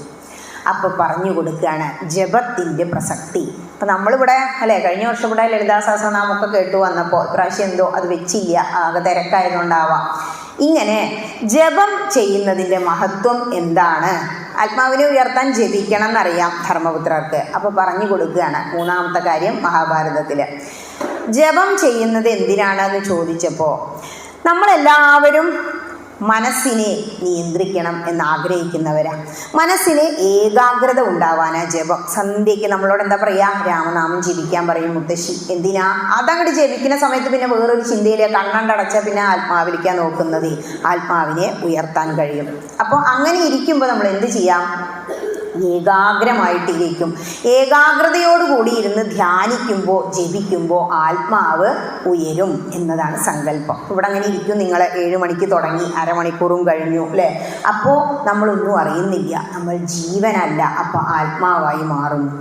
ഇങ്ങനെ ജപിക്കുമ്പോൾ നമ്മൾ എന്തെല്ലാം ശ്രദ്ധിക്കണം? ഇത് വളരെ പ്രസക്തമായ ഒരു ഭാഗമാണ്. കാരണം ഇപ്പോൾ ഒരുപാട് വ്യക്തികൾ വീടുകളിൽ ജപം തുടങ്ങിയിട്ടുണ്ട്, അമ്പലങ്ങളിൽ മാതൃസമിതി എന്ന് പറഞ്ഞിട്ട് ജപം തുടങ്ങിയിട്ടുണ്ട്, കൂടെ പിതൃസമിതിക്കാരും ഇരുന്ന് നാരായണീയം ചെല്ലുന്നുണ്ട്. പക്ഷേ ഇതിന് വല്ല തത്വങ്ങളും ഉണ്ടോ, എന്തെങ്കിലും നിയമങ്ങളും ഉണ്ടോ എന്ന് ചോദിക്കുമ്പോൾ ഭീഷ്മാചാര്യർ പറയാ ഇതിന് 4 നിയമങ്ങളുണ്ട്, അല്ലെങ്കിൽ നിങ്ങൾ നരകത്തിൽ പോകുന്നു. പേടിയില്ലേ? നമ്മളൊക്കെ ജപിക്കാറുണ്ട്, ഇതൊക്കെ നോക്കാറുണ്ടോ? ഒന്ന് ശ്രദ്ധിച്ചോളൂ. ആദ്യം നമ്മൾ ചെയ്യേണ്ടത്, ജപിക്കുമ്പോൾ അഹങ്കാരം ഉണ്ടാവരുത്. എന്താ അഹങ്കാരം എന്ന് പറഞ്ഞാൽ വളരെ ലളിതമായിട്ട് പറഞ്ഞുതരാം. നമ്മുടെ നാട്ടിലൊരു നാരായണീയ സമിതിക്കാരുണ്ട്. ഒരമ്മനോട് വിളിച്ചിട്ട് പറയാം, എനിക്ക് നാരായണീയം ജപിക്കണം, എൻ്റെ ഇഷ്ടമാണ് ടീച്ചറെ, പക്ഷേ ഞാൻ അവിടെ ചെന്നിരുന്നാൽ അവരിന്നെ കൂട്ടില്ല. നമ്മളെ ഗ്രൂപ്പിലുള്ള അമ്മ തന്നെ. അപ്പം ഞാൻ ചോദിച്ചാൽ എന്താ നിങ്ങളെ കൂട്ടാത്തെ? എനിക്കിത് ഇത്രയ്ക്കൊന്നും അങ്ങോട്ട് ഫ്ലുവൻ്റ് ആയിട്ടില്ല, അതുകൊണ്ട് എന്നോട് കുറച്ച് നീങ്ങിയിരിക്കാൻ പറയും, മൈക്കടെ മുന്നിലേക്ക് ഇന്നെ ഇരുത്തില്ല. അവരുടെ വിചാരം എന്താണോ? കുറച്ച് നാരായണീയ സമിതിക്കാരുണ്ട്, ഒന്നും ഉണ്ടായിട്ട് പറയല്ല. അവർക്ക് കുറച്ച് സ്പീഡിൽ വായിക്കാൻ അറിയാം. സ്പീഡിൽ വായിക്കുമ്പോൾ ശരിക്കും തെറ്റുക ചെയ്യുക, കുറച്ച് സാവകാശത്തിൽ വേണം വായിക്കാം. പിന്നെ സമ്പൂർണ്ണമൊക്കെ ആണെങ്കിൽ തീർക്കണമെങ്കിൽ അങ്ങനെ വായിക്കണം. പിന്നെയോ അവർക്ക് തിരിച്ച് നല്ല ഈണത്തിൽ വായിക്കാൻ അറിയാം. ഇതൊക്കെയാണ് അവരുടെ അഹങ്കാരം. നമുക്ക് എപ്പോഴാണ് ഈ അഹങ്കാരം വന്ന് കീറുക നമുക്ക് തന്നെ അറിയില്ലേ?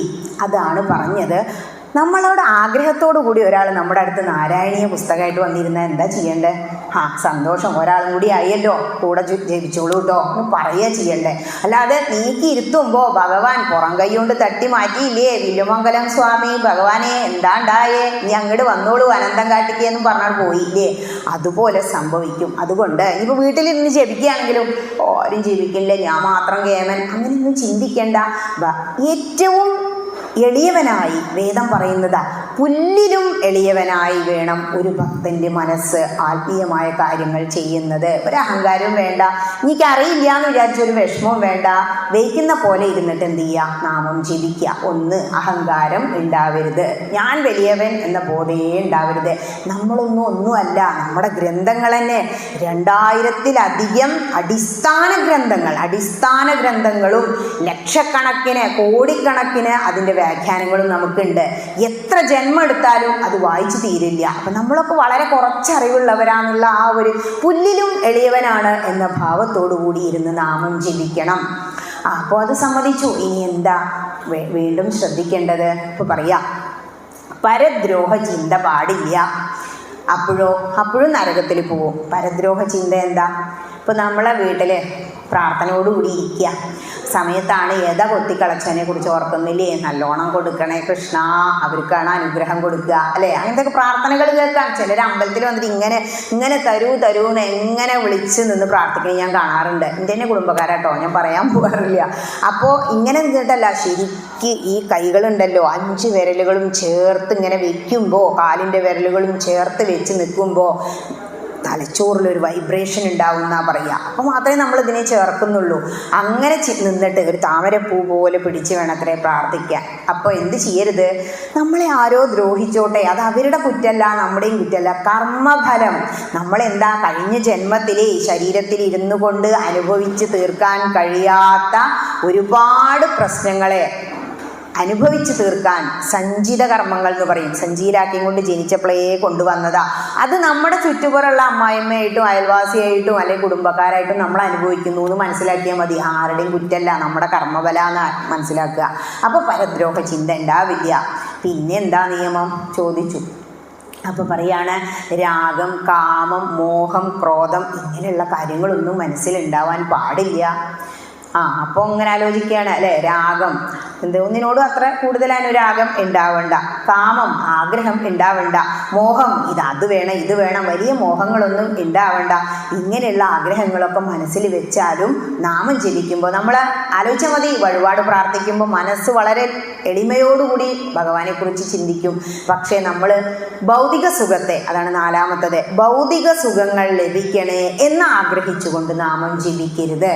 ഇങ്ങനെയൊന്നും പിന്നെ എന്തിനാ ടീച്ചർ ഇത് ജപിക്കണേന്ന് തോന്നുന്നുണ്ടാ? അതിനെക്കുറിച്ചാണ് വിഷ്ണു സഹസ്രനാമത്തെക്കുറിച്ച് പറയുമ്പോൾ പറയുക. അങ്ങനെയല്ല, നമ്മൾ ഭഗവാനെ ജപിച്ചുകൊണ്ടിരിക്കുമ്പോൾ എന്ത് മാത്രമേ ഉള്ളൂ മനസ്സിൽ? നമ്മൾ ശരീരമല്ല, ആത്മാവാണ് എന്ന ചിന്ത. ഈ ആത്മാവിനെ ഉദ്ധരേതാത്മനാത്മാനം, ഭഗവാനിൽ നിന്നും അടർന്നു വന്ന ഒരു പൊട്ട് ആത്മാവ്, പരബ്രഹ്മത്തിൻ്റെ ആത്മാവിനെ വന്നടപ്പിക്കന്നെ പറഞ്ഞയക്കാനുള്ള ഒരു യാത്രയാണ് ജീവിതം എന്ന് മനസ്സിലാക്കിയിട്ട് നിങ്ങൾ ഇരുന്ന് ജപിച്ചോളൂ. ആചാര്യസ്വാമി എന്താ പറഞ്ഞ? ദിവസേന വൈകുന്നേരം നീ നിന്റെ ഉപാസനാമൂർത്തിയുടെ 108 നാമം ജപിക്കണം. അപ്പോൾ 108 നാമം തീർച്ചയായിട്ടും നമ്മൾ ജപിക്കൂലോ. കാരണം നാമജപത്തിലൂടെ മാത്രം പരമപദപ്രാപ്തി നേടിയ ആചാര്യന്മാർ നമുക്കുണ്ട്. അപ്പോൾ എന്തേ വേണ്ടൂ? ചില അമ്മമാർ പറയും, ടീച്ചറെ എനിക്കിത് വായിക്കാനൊന്നും അത്ര അങ്ങോട്ട് പറ്റുന്നില്ല കേട്ടോ. പറ്റണ്ട, എന്തേ വേണ്ടൂ? നാമജപം മാത്രം മതി. ഇങ്ങനെ ഈ 4 കാര്യങ്ങളും പറഞ്ഞു കൊടുത്തു. ഇനി നിങ്ങൾ നിങ്ങളുടെ മാതൃസമിതി യൂണിഫോമൊക്കെ ആയി പോയിരിക്കുമ്പോൾ ഒരു കുട്ടിയോ ഒരു വയസ്സായ അമ്മയോ കയറി വരികയാണെങ്കിൽ നിങ്ങളുടെ മനസ്സിൽ ഇത് ഓർമ്മ വരും. മഹാഭാരതത്തിൽ ഭീഷ്മാചാര്യർ പറഞ്ഞിട്ടുണ്ട്, നാമം ജപിക്കുമ്പോൾ എന്തെല്ലാം ഗുണങ്ങൾ ആ വ്യക്തിക്ക് ഉണ്ടാവണം. എനിക്കറിയുന്ന ഒരു അമ്മ ഉണ്ട്, എല്ലാ സ്ഥലത്തും അവരാണ് മുന്നിൽ. ഇപ്പോൾ തിരുനാവായൊക്കെ വരുന്നു, ഞാൻ ചെന്ന വർഷമൊക്കെ അവർ മുന്നിലായിരുന്നു ഓരോ കാര്യത്തിനും. പക്ഷേ പല സമയത്തും നമ്മൾ മാറി നിന്ന് ശ്രദ്ധിക്കുമ്പോൾ മനസ്സിലാവും അവരിലുള്ള ഓരോ ഗുണങ്ങളുടെയും കുറവുകൾ. ഒരുപാട് ഗുണങ്ങളുണ്ട്, ഇല്ല എന്നല്ല. പക്ഷേ ഈ വക അറിവുകൾ ഇല്ലാത്തത് കൊണ്ടാണ് അവരങ്ങനെയൊക്കെ കാട്ടിക്കൂട്ടുന്നത്. ഒന്നും അല്ല. വലിയ വലിയ പദവികളൊന്നും കിട്ടിയിട്ട് വലിയ കാര്യമൊന്നുമില്ല അല്ലേ. എന്തൊക്കെയാണ് കൊടുക്കുന്നത്? ശ്രേഷ്ഠ ആചാര്യ പുരസ്കാരമൊക്കെ കൊടുക്കുന്നുണ്ട്. പക്ഷെ ആ വ്യക്തികളെ മാറി നിന്ന് വീക്ഷിക്കുമ്പോൾ ടീച്ചർക്ക് കൊലിട്ടുണ്ടോ എന്ന് എനിക്ക് തോന്നുന്നുണ്ടോ? ഈ മഹാഭാരതം ചേർത്ത് ചിന്തിക്കുമ്പോൾ തോന്നും, കൃഷ്ണ ഇതൊക്കെ ഇതിലൂടെയൊക്കെ പോയിട്ടില്ലേ ഇവരെന്ന് തോന്നും. ഇങ്ങനെ മഹാഭാരതത്തിൽ പറയുന്ന സത്സംഗത്തിൻ്റെ മഹത്വം, ആധ്യാത്മിക ജീവിതത്തിൻ്റെ പ്രസക്തി, ഇപ്പോൾ അവസാനം നാമജപത്തിൻ്റെ പ്രസക്തി, ഈ 3 കാര്യങ്ങളെ എന്തെങ്കിലും സംശയം ഉണ്ടോ? എന്ത് സംശയം ടീച്ചറെ, കുറച്ചുകൂടി പറയൂ. അങ്ങനെയാണ് നമ്മൾ ചിന്തിക്കുക പൊതുവെ വേദിയിൽ വന്നാൽ. എനിക്കങ്ങനെ തോന്നിയിരുന്ന ഒരു കാലഘട്ടം ഉണ്ട് കേട്ടോ. ഇനി ഇതെല്ലാം പറഞ്ഞ് മനസ്സിലാക്കി കഴിയുമ്പോൾ വീണ്ടും സംശയമാണ് ധർമ്മപുത്രർക്ക്. നമ്മളെല്ലാവരും വീട്ടിൽ ഇപ്പോൾ വൃശ്ചിക മാസമൊക്കെ വരുമ്പോൾ പണ്ടൊക്കെ മിറ്റടിച്ച് കഴിഞ്ഞാൽ നമ്മൾ എന്ത് ചെയ്യുക? ചാണകം കലക്കി തെളിക്കൂലേ? എന്താ ഈ ചാണകം പറയുമ്പോൾ നമ്മളെ ചാണകം നമ്മൾ എടുക്കണില്ലല്ലോ, പശുവിൻ്റെ ചാണകം എന്ത് ചെയ്യും നമ്മൾ എടുക്കാൻ? ഇതൊരു സംശയമല്ലേ? ഈ സംശയം ധർമ്മജൻ ചോദിച്ചു. ഹേ ഭീഷ്മാചാര്യരെ, എന്തുകൊണ്ടാണ് പശുവിൻ്റെ മൂത്രവും ഗോമൂത്രവും ചാണകവും ശുദ്ധമായി കരുതുന്നത്? നല്ലൊരു ചോദ്യം. അപ്പോൾ ഭീഷ്മാചാര്യർ പറയാ, ഹേ ധർമ്മജ, നിന്റെ ചോദ്യങ്ങൾ വളരെ വിലപ്പെട്ടതാണ്, നീ നല്ല ചോദ്യങ്ങളാണ് ചോദിക്കുന്നത് എന്ന് പറഞ്ഞിട്ട് അതിന് ഉത്തരം പറഞ്ഞു തുടങ്ങുക. ആചാര്യൻ പറയാ, ഈ ഒരു കാര്യത്തിന് പിന്നിൽ വലിയ ഒരു കഥ ഉണ്ട്. കഥ കേൾക്കാനാണല്ലോ നമുക്ക് താല്പര്യം. എന്തിനു വേണ്ടിയാ വർഷാവർഷം ഇങ്ങനെ പ്രഭാഷണവും കഥയും വെക്കണേ? നമ്മളുടെ ആത്മാവിനെ ഉത്തേജിപ്പിക്കാൻ ഇതുപോലത്തെ ഈശ്വര കഥകൾക്ക് കഴിവുണ്ട്. അതിനു വേണ്ടിയിട്ട് വർഷാവർഷം അത് പൊടി തട്ടിയെടുക്കണേ. പറഞ്ഞു തന്നെ പറയണ്ടെന്നേ ഉള്ളൂ. അപ്പോൾ ഇതെന്താ കഥ ചോദിച്ചപ്പോൾ, ഇത് ലക്ഷ്മി ദേവിയും ഗോക്കളും തമ്മിലുള്ള ഒരു കഥ. അതെന്താണ് എന്ന് ചോദിക്കുക. അപ്പോൾ ഇവിടെ കിടന്നാ പറയണേ, ശരങ്ങനെ കുത്തി തറച്ചിട്ടേ ശരശയ്യയിൽ വീണപ്പോൾ തല തൂങ്ങി നിന്നൂത്രേ, തലയിൽ അമ്പ് ചെയ്തിട്ടില്ല. അപ്പോൾ എൻ്റെ തലയൊന്ന് നിവർത്തി വെച്ച് തരൂ എന്ന് പറഞ്ഞപ്പോൾ പട്ട് തലയിണകളൊക്കെ കൊണ്ടുവന്നൂത്രേ ദുര്യോധനൻ. അപ്പോൾ അർജുനൻ്റെ മുഖത്തേക്ക് നോക്കി ഭീഷ്മാചാര്യര്. അപ്പോൾ ആവനാഴിയിൽ നിന്ന് ഗാണ്ഡീവത്തിൽ നിന്ന് ഒരമ്പെടുത്ത് 3 അമ്പ് ചെയ്തിട്ട് തല നിവർത്തി വെച്ചു. നീയാണ് ഉത്തമനായ ശിഷ്യനെന്ന് പറയാം. അതുപോലെ ഇവിടെ ലക്ഷ്മി ഭഗവതി നമ്മുടെ ഭൂമിയിൽ ഇറങ്ങി വന്നു. ഒരു വലിയ ഗോശാല കണ്ടു. സുന്ദരിയായ ലക്ഷ്മി ഭഗവതി ഇങ്ങനെ നടക്കുകയാണ് അതിലൂടെയൊക്കെ. അപ്പോൾ ഗോകളൊക്കെ ഇങ്ങനെ ശ്രദ്ധിച്ചു, എന്തൊരു ചന്ത, എന്തൊരു ഐശ്വര്യം, എന്തൊരു ശ്രീ എന്നൊക്കെ പറഞ്ഞു തമ്മിൽ. അപ്പോൾ അതിൽ നമ്മളുടെ ആ ഒരു മാനസികാവസ്ഥയെ കാണിക്കുന്നത്. അപ്പോൾ നമ്മൾ നിറയെ സദസ്സിൽ നല്ല ഒരു സുന്ദരി കയറി വന്നാലോ നമ്മളൊക്കെ ഒന്ന് ശ്രദ്ധിക്കൂലേ? പക്ഷെ എല്ലാവരും മനസ്സിൽ ഇവിടെ ആരാന്ന് ചിന്തിച്ചാലും ചിലവരത് ചോദിക്കില്ല, ചിലരത് ചോദിക്കും. അതിൽ ഒരു ഗോ ചോദിച്ചു. ഗോ എന്ന് പറഞ്ഞാൽ പശു. നിങ്ങൾ ആരാണ്? ഭഗവതി എവിടെ നിന്നാണ് വരുന്നേ എന്ന് ചോദിച്ചു. അപ്പോൾ ലക്ഷ്മി ഭഗവതി പറഞ്ഞു, ഞാൻ ശ്രീദേവിയാണ്, എന്നിലാണ് ശ്രീത്വവും വിജയവും ശോഭയും കുടികൊള്ളുന്നത് എന്ന് പറയാം. അപ്പോൾ ഇവർ ചോദിച്ചു, എന്തിനാപ്പോൾ ഇവിടെ ഞങ്ങളുടെ ഗോശാലയിലേക്ക് വന്നിരിക്കണേ? പറയാം, നിങ്ങൾക്ക് പശുക്കൾക്ക് കുറച്ച് ഐശ്വര്യം തരാമെന്ന് വിചാരിച്ചു. ഞാനാണല്ലോ ഈ ശ്രീത്വം ഐശ്വര്യമൊക്കെ കൊടുക്കുന്നേ, നിങ്ങൾക്കും ഇത്തിരി തരാം എന്ന് പറഞ്ഞു. അത് കേട്ടപ്പോൾ അതിലെ പശുക്കളിൽ ഒരാൾ പറഞ്ഞു, ലക്ഷ്മിയും അസ്ഥിരയല്ലോ മനുഷ്യർക്ക്. അത് രാമായണത്തിൽ വരുന്നതാ. ലക്ഷ്മി അസ്ഥിരയാണ്. നമ്മുടെ വീടുകളൊക്കെ ശ്രദ്ധിച്ചു നോക്കൂ.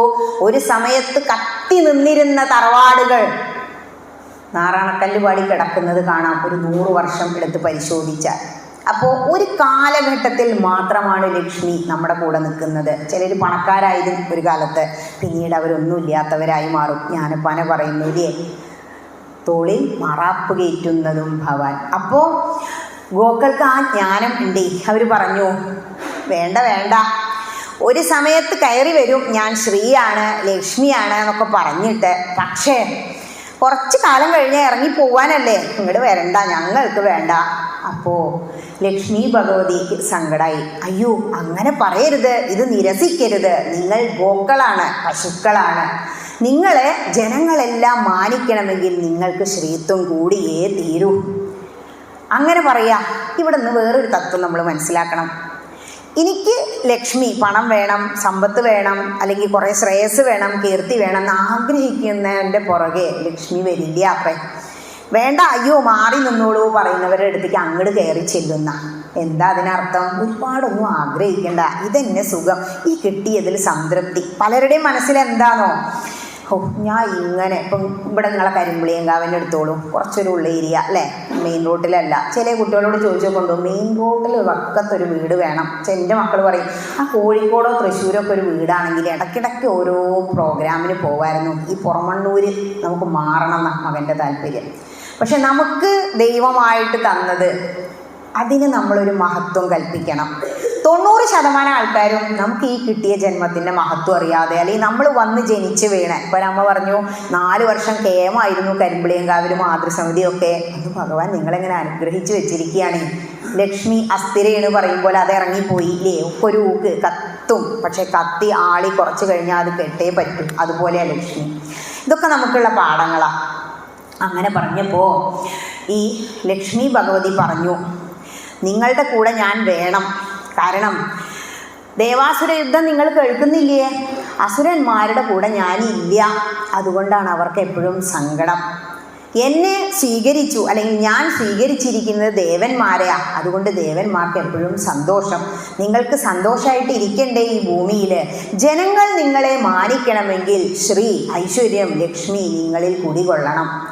അപ്പോൾ ഗോക്കൾക്ക് തോന്നി ജനങ്ങളൊക്കെ മാനിക്കണം ഇല്ലേ. അപ്പോൾ അവരെന്ത് ചെയ്തു, പെട്ടെന്നൊരു സമ്മേളനം വിളിച്ചു കൂട്ടുക. ഒക്കെ കഥയാട്ടോ. ഗോക്കളെല്ലാവരും കൂടി ഒന്ന് കൂടി ആലോചിച്ചപ്പോൾ അവർ പറഞ്ഞു, ഭൂരിപക്ഷവും ശരിയാ, ശ്രീ ഐശ്വര്യം സമ്പത്ത് ഉള്ളവരെ മറ്റുള്ളവർ മാനിക്കും. നമ്മുടെ നാട്ടിലും അങ്ങനെ തന്നെ സംഭവിക്കുന്നത്. അതുകൊണ്ട് നിരസിക്കണ്ട, ഇങ്ങോട്ട് വന്നതല്ലേ ലക്ഷ്മി ഭഗവതി ശ്രീദേവിയല്ലേ വന്നിരിക്കണേ, പുറം കൈകൊണ്ട് തട്ടി മാറ്റണ്ട, നമുക്ക് സ്വീകരിക്കാം എന്ന് തീരുമാനാക്കി. അപ്പോൾ പറഞ്ഞു, ലക്ഷ്മി ഭഗവതിയുടെ അടുത്ത് വന്നു, ശ്രീദേവിയോട് പറയാണ്, ശരി ഞങ്ങളുടെ ഈ വ്യവസ്ഥ സ്വീകരിക്കണം. എന്താ വ്യവസ്ഥ? വന്നു ഞങ്ങൾക്ക് ഐശ്വര്യം തന്നു, കുറച്ച് കാലം കഴിഞ്ഞ് ഇറങ്ങി പോവരുത്. എന്ത് ചെയ്യണം? സ്ഥിരമായിട്ട് ഞങ്ങളിൽ വസിക്കണം. ആ ഒരു കണ്ടീഷനാണ്. അപ്പോൾ സന്തോഷമായി. അത്രയല്ലേ ഉള്ളൂ, ശരി നിങ്ങൾക്ക് അതാണ് വേണ്ടതെങ്കിൽ ഞാൻ ചെയ്തു തരാമെന്ന് പറഞ്ഞു. ശ്രീദേവി പറയുകയാണ് ഇവരോട്, നിങ്ങൾക്ക് ഏതെങ്കിലും ഒരവയവം, പശുക്കളോടെ നിങ്ങളുടെ ഏതെങ്കിലും ഒരവയവത്തിൽ ഞാൻ സ്ഥിരമായിട്ട് വസിക്കാം. അത് ഏത് അവയവാന്ന് നിങ്ങൾ തീരുമാനിച്ചോളൂ. വീണ്ടും ഒന്ന് കൂട്ടാൻ കൂടി, ഏതവയവ? അപ്പോൾ ഓരോ അവയവങ്ങളും എടുത്തു നോക്കൂ. പശുവിൻ്റെ കൽപ്പതരു വൃക്ഷം മാതിരി ഒക്കെ ശുദ്ധിയും വൃത്തിയുള്ളതാ അല്ലേ, പശുവിൻ്റെ പാല് ശുദ്ധാക്കാനുള്ളതാ എല്ലാം. അപ്പോൾ അതിൽ ഒരു പശു പറയാണ്, ഇതിലിപ്പോൾ ഏറ്റവും മോശം എന്ന് പറയാൻ എന്താ ഉള്ളത്? മലവും മൂത്രവും. ഇതാർക്കും ആർക്കും ഏത് ജീവിയാണ്, നമ്മൾ വളർത്തുന്ന ജീവിയാണെങ്കിലും നമുക്ക് ഇഷ്ടമില്ല. അതുകൊണ്ട് നമുക്കൊരു പണി ചെയ്യാം, നമ്മുടെ മലത്തിലും മൂത്രത്തിലും അങ്ങോട്ട് വസിക്കാൻ പറയാം. അങ്ങനെ ലക്ഷ്മി ഭഗവതിയോട് ഇത് നേരിട്ട് പറഞ്ഞു, ഞങ്ങളുടെ എല്ലാ അംഗങ്ങളും പരിപാവനമാണ്, ശോഭനമാണ്. ഇതിൽ കുറച്ചെങ്കിലും ഒരു മോശം എന്ന് പറയാൻ ഞങ്ങളുടെ മലമൂത്ര വിസർജന അവയവമാണ്. അതുകൊണ്ട് അവിടെ വസിക്കാൻ പറ്റുമോ? ലക്ഷ്മി ദേവിക്ക് സന്തോഷമായി. ഈ ഗോക്കളിൽ വസിക്കാൻ വേണ്ടിയല്ലേ ഭൂമിയിലേക്ക് വന്നത്, കാമധേനുക്കളല്ലേ. സമ്മതിച്ചു, സ്ഥിരമായി വസിക്കണം കേട്ടോ, ഒന്നുകൂടി ഓർമ്മിപ്പിക്കുക കരാറ്. അതുകൊണ്ട് തന്നെ ലക്ഷ്മി ഭഗവതി സമ്മതിക്കുകയാണ്. ഗോക്കളുടെ മലമൂത്രം, അതാണ് ഗോമൂത്രവും ചാണകവും പരിശുദ്ധമാണ് എന്ന് പറയുന്നത്. ഇത് നമുക്ക് അറിയായിരുന്നോ? ആർക്കെങ്കിലും ഇല്ല. ഇതാണ് നമ്മുടെ അവസ്ഥ. അറിയണം, അറിവിൽ നമ്മൾ ഉയർന്നു നിൽക്കണം. കുട്ടികൾ വന്ന് ചോദിക്കും, ഇനിയുള്ള ജനറേഷൻ പ്രത്യേകിച്ചും, എന്താ ഈ ചാണകമൊക്കെ വെച്ച് തേക്കണേന്നല്ലേ. നമുക്ക് ചാണകം ഇല്ലെങ്കിൽ വയ്യ, മാലട്ട അപ്പം പോയി കൊണ്ടുവരും, ഓണം വന്നാൽ അപ്പം പോയി. ഇപ്പൊക്കെ റെഡിമെയ്ഡ് പൂക്കളായില്ലേ, അതൊന്നും നോക്കണ്ട. പക്ഷേ ഈ ചാണകം മെഴുകിയ നിലത്ത് ചവിട്ടി നടന്ന അമ്മമാരോട് ചോദിച്ചു നോക്കൂ, അവർക്കൊരു അസുഖം ഉണ്ടായിട്ടുണ്ടാവില്ല. മുറ്റം ഒരു മമ്പണി എടുത്തിട്ടൊരു ചാണകം തേക്കലുണ്ട്. ഇപ്പം അതൊന്നുമില്ല. തിരുവാതിര വരുമ്പോൾ ആ ചാണകത്തിൻ്റെ മണ ശരിക്കും ഓർമ്മ വരിക. നമ്മളുടെ പരിഷ്കാരം കൂടി നമുക്ക് അസുഖങ്ങൾ കൂടി വന്നില്ലേ. ഹൈന്ദവൻ്റെ എല്ലാ ആചാരങ്ങളും സയൻസാണ്. സയൻസിനങ്ങനെ നിർത്തിക്കൊണ്ടാണ് എല്ലാ ആചാരാനുഷ്ഠാനങ്ങളും നമുക്ക് പൂർവികർ തന്നത്. പൂർവികർക്ക് അറിയായിരുന്നേ സന്ധ്യാവന്ദനം, വേദപഠനം കഴിഞ്ഞാൽ ആചാര്യൻ പറയും സന്ധ്യാവന്ദനം പഠിക്കണം. അപ്പോൾ വൈകുന്നേരം ഓരോരുത്തരും ജോലിക്കാർ പറഞ്ഞു സമയത്ത് വീട്ടിലെത്തില്ല, 6 മണിക്ക് എത്തില്ല, ഉച്ചയ്ക്ക് ഓഫീസിൽ. അപ്പം എന്താ ആചാര്യ ചെയ്യുക? അപ്പോൾ പറഞ്ഞു രാവിലെ വീട്ടിലുണ്ടല്ലോ. ഉണ്ട്. ഓ ശരി, 6:15 എന്നും ചെയ്തോളൂ, ആചാര്യൻ 6 മണിക്കേ ചെയ്യുക, എന്നും ഒരേ സമയത്ത്. അപ്പം സന്ധ്യാവന്ദനം പഠിച്ച് വന്നപ്പോൾ തന്നെ ആചമനീയം, ക്ലാസ്സിലെ വെള്ളം എടുത്തോളൂ, ദേ കയ്യിൽ ഒഴിച്ചിട്ട് എന്താ പറയണേ? ഓം അച്യുതായ നമഃ, ഓം അനന്തായ നമഃ, ഓം ഗോവിന്ദായ നമഃ. നമഃ എന്ന് പറയുക സംസ്കൃതത്തിൽ. അത് കേട്ടപ്പോഴാണ് മനസ്സിലായത്, അമ്മ ചെറുതാവുമ്പോൾ ഞാനാ ലീഡർ, എൻ്റെ ഏട്ടനും അനിയനും മുന്നിലിരിക്കുന്നുണ്ടാവും. തങ്കനാമം ചൊല്ലിക്കൊടുത്താ വീട്ടിൽ തങ്കന്ന വിളിക്കുക. അപ്പം ഞാൻ എന്താ നമ്മൾ ചൊല്ലുക? നമഃശിവായ, നാരായണായ നമ, അച്യുതായ നമ, അനന്തായ നമ, അമൃതായ നമ, ഗോവിന്ദായ നമ. അപ്പോൾ അതെന്താ നമ്മുടെ പൂർവികർ ചെയ്ത്? ബ്രാഹ്മണനെ കുറിച്ച് പറയുന്നുണ്ട് നമ്മളുടെ മഹാഭാരതം.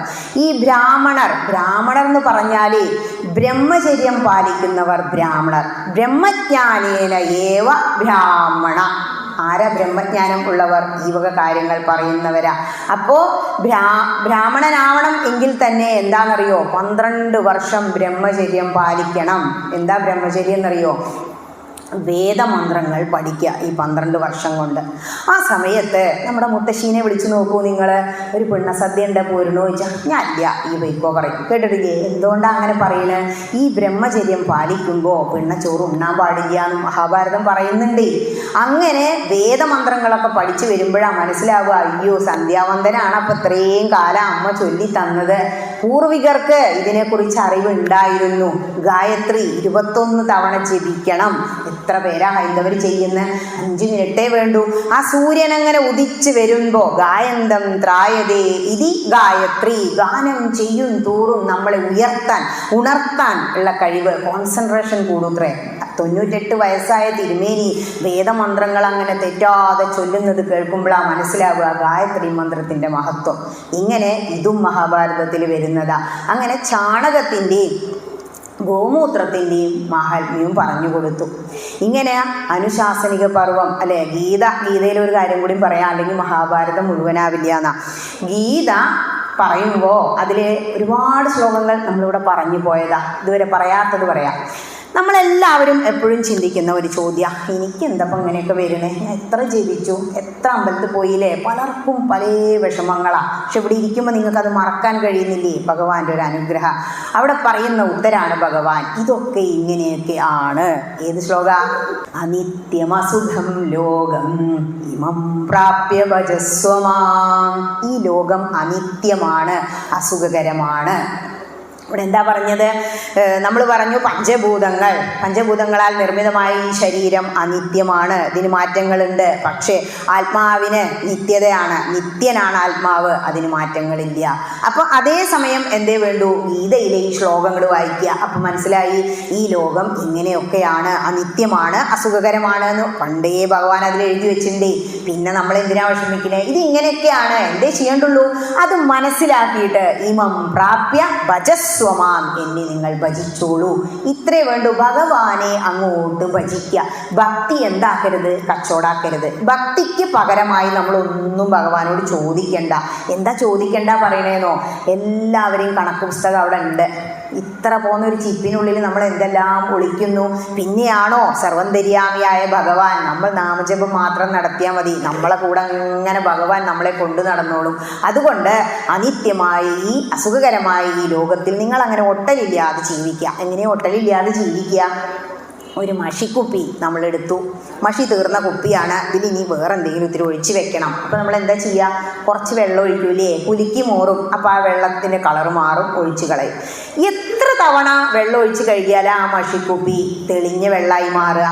അതുപോലെ ആവണം നമ്മളുടെ ആത്മീയ ജീവിതം. ഒരു തവണ വായിച്ചു ഗീത അല്ലെങ്കിൽ മഹാഭാരതം, കുറച്ച് കാര്യങ്ങൾ കിട്ടി. രണ്ടാമത്തെ തവണ വായിച്ചു, കുറച്ചും കൂടി കാര്യങ്ങൾ കിട്ടി. വർഷാവർഷം ഇങ്ങനെ ഒരാളല്ലെങ്കിൽ മറ്റൊരാൾ ഭഗവാൻ കിരാതമൂർത്തി ഇവിടെ കൊണ്ടുവന്ന് ഇരുത്തും നിങ്ങളുടെ മുന്നിൽ ഒരാളെ. അത് നിങ്ങളുടെ സുഹൃതം. ഒരു പ്രഭാഷണം നടത്തണമെന്ന് ആഗ്രഹിച്ചിട്ട് തട്ടിക്കൂട്ടാൻ പറ്റാത്ത എത്രയോ ക്ഷേത്രങ്ങളെ എനിക്കറിയാം. നിങ്ങൾക്ക് ഇത്രയെങ്കിലും കിട്ടിയില്ലേ? അത് തന്നെ വലിയ കാര്യം എന്ന് ചിന്തിക്കുക. നമുക്ക് കിട്ടിയതിൽ സന്തോഷം സന്തോഷിക്കാൻ പഠിക്കുക, ഇല്ലാത്തതിനെ കുറിച്ചോർത്ത് ദുഃഖിക്കാതിരിക്കുക. മഷിക്കുപ്പി തെളിയുന്നത് പോലെ കുറച്ച് കഴിഞ്ഞാൽ നമ്മൾ തെളിയും. ഇനി താമര നോക്കൂ, താമര എവിടെയാണ് നിൽക്കുന്നത്? ചെളിയിലാണ്, വെള്ളത്തിലാണ് അല്ലേ. ഈ ചെളിയിൽ നിന്നും ഉണ്ടാകുന്ന താമര ഭഗവാൻ ഏറ്റവും ഇഷ്ടാത്രേ. കാരണം താമര വെള്ളത്തിൽ നിൽക്കുമ്പോഴും അതിനെ വെള്ളം നനയ്ക്കുന്നില്ല. തോണി വെള്ളത്തിൽ കിടക്കും പോലെ. തോണി എന്തെല്ലാം വെള്ളത്തിൽ കിടക്കും? ഉപ്പ് വെള്ളത്തിൽ കിടക്കും, ചെളി വെള്ളത്തിൽ കിടക്കും, നല്ല വെള്ളത്തിലും കിടക്കും അല്ലേ. പുഴയിലും കടലിലും ഒക്കെ കാണാം, കായലിലും ഒക്കെ. പക്ഷേ ആ തോണി എവിടെയാണ് നിൽക്കുന്നത്? വെള്ളത്തിലാണ്. പക്ഷെ ആ വെള്ളം തോണിയിലേക്ക് കയറിയാലോ ബുദ്ധിമുട്ടായില്ലേ? അതുപോലെ ആയിരിക്കണം നമ്മുടെ ജീവിതം. ഒട്ടലില്ലാതെ ജീവിക്കുക, താമരയെ പോലെ, തോണിയെ പോലെ. കുടുംബത്തിൽ തന്നെയാ, ഗൃഹസ്ഥനായി തന്നെയാ. പണ്ടുള്ളവരെന്താ പറയുക? കുടുംബം നോക്കുന്നവന് കാശിക്ക് പോകണ്ട. കുടുംബത്തിൽ അങ്ങനെ നിന്നിട്ട് എന്ത് ചെയ്യണം? ഭക്തി, ജ്ഞാന, അവസാനെത്തുമ്പോൾ വൈരാഗ്യം, അതാണ് സന്യാസം. അപ്പോൾ സന്യസിച്ച് പോകണോ? വേണ്ട. വീട്ടിൽ തന്നെ നിശബ്ദനായിട്ട് ഈശ്വരനാമ സങ്കീർത്തനങ്ങളും എല്ലാം ത്യജിക്കുന്ന ഒരു മനസ്സുമായിട്ട് സന്തോഷത്തോടെ ചിരിച്ചുകൊണ്ട് കുട്ടികളുടെ കൂടെ, മക്കളുടെ കൂടെ കഴിയുക. ചിലപ്പോൾ പലരും പലതും ചെയ്ത് തന്നില്ല എന്ന് വരും. ചിലർ വന്നു കയറിയാൽ നമ്മളെ മൈൻഡ് ചെയ്തില്ല എന്ന് വരും. ഒട്ടലില്ലാതെ നിറവ് എവിടെയാണ് വേണ്ടത്? മനസ്സിനുള്ളിൽ നമ്മൾ അങ്ങനെ ആന്തരികമായിട്ട് നിറഞ്ഞു നിൽക്കുക. ഈശ്വരനുമായി അങ്ങനെ ചേർന്ന് നിൽക്കുമ്പോൾ ഈശ്വരനുമായി താതാത്മ്യം പ്രാപിക്കുന്ന ഒരു ദിവസം വരും. സന്യാസത്തിലൂടെ സഞ്ചരിക്കുമ്പോൾ ഭഗവാൻ തന്നെ വന്ന് നീ അസമയായി. ഭീഷ്മാചാര്യര് 58 ദിവസം ശരശയ്യയിൽ കിടന്നിട്ട് അവസാനം എല്ലാ ചോദ്യത്തിനും ഉത്തരം പറഞ്ഞു കൊടുത്തിട്ട് ഉത്തരായണം വന്നു എന്നും പറഞ്ഞ് ആ ശരീരത്തിൽ നിന്ന് ജീവനെ കളയുന്നൊരു സമയമുണ്ട്. അച്ഛൻ്റെ അനുഗ്രഹമാണ് സ്വച്ഛന്ത മൃത്യു എന്ന് പറയുന്നത്. അതായത് സമയമായി, ഞാൻ പോവാന്നുള്ളത് പറയുമ്പോൾ കൃഷ്ണനോട് അനുഗ്രഹിക്കാൻ പറയും. കൃഷ്ണൻ അനുഗ്രഹിച്ചതിന് ശേഷം എല്ലാവരും അവിടെ നിന്ന് പോയി, ധർമ്മപുത്രരും എല്ലാവരും പോയി ഹസ്തിനപുരത്തിലേക്ക്. ആ സമയത്ത് ഓരോ അവയവങ്ങളിൽ നിന്നുമായിട്ട് പ്രാണനെ വെടിഞ്ഞ് ആ പ്രാണനെ മുകളിലേക്ക് ഇവിടെ എന്താ പറയുക, സഹസ്രാര പത്മത്തിലേക്ക് അങ്ങോട്ട് വലിച്ചു കയറ്റുകയാണ്. ഊർധ്വലോകപ്രാപ്തി.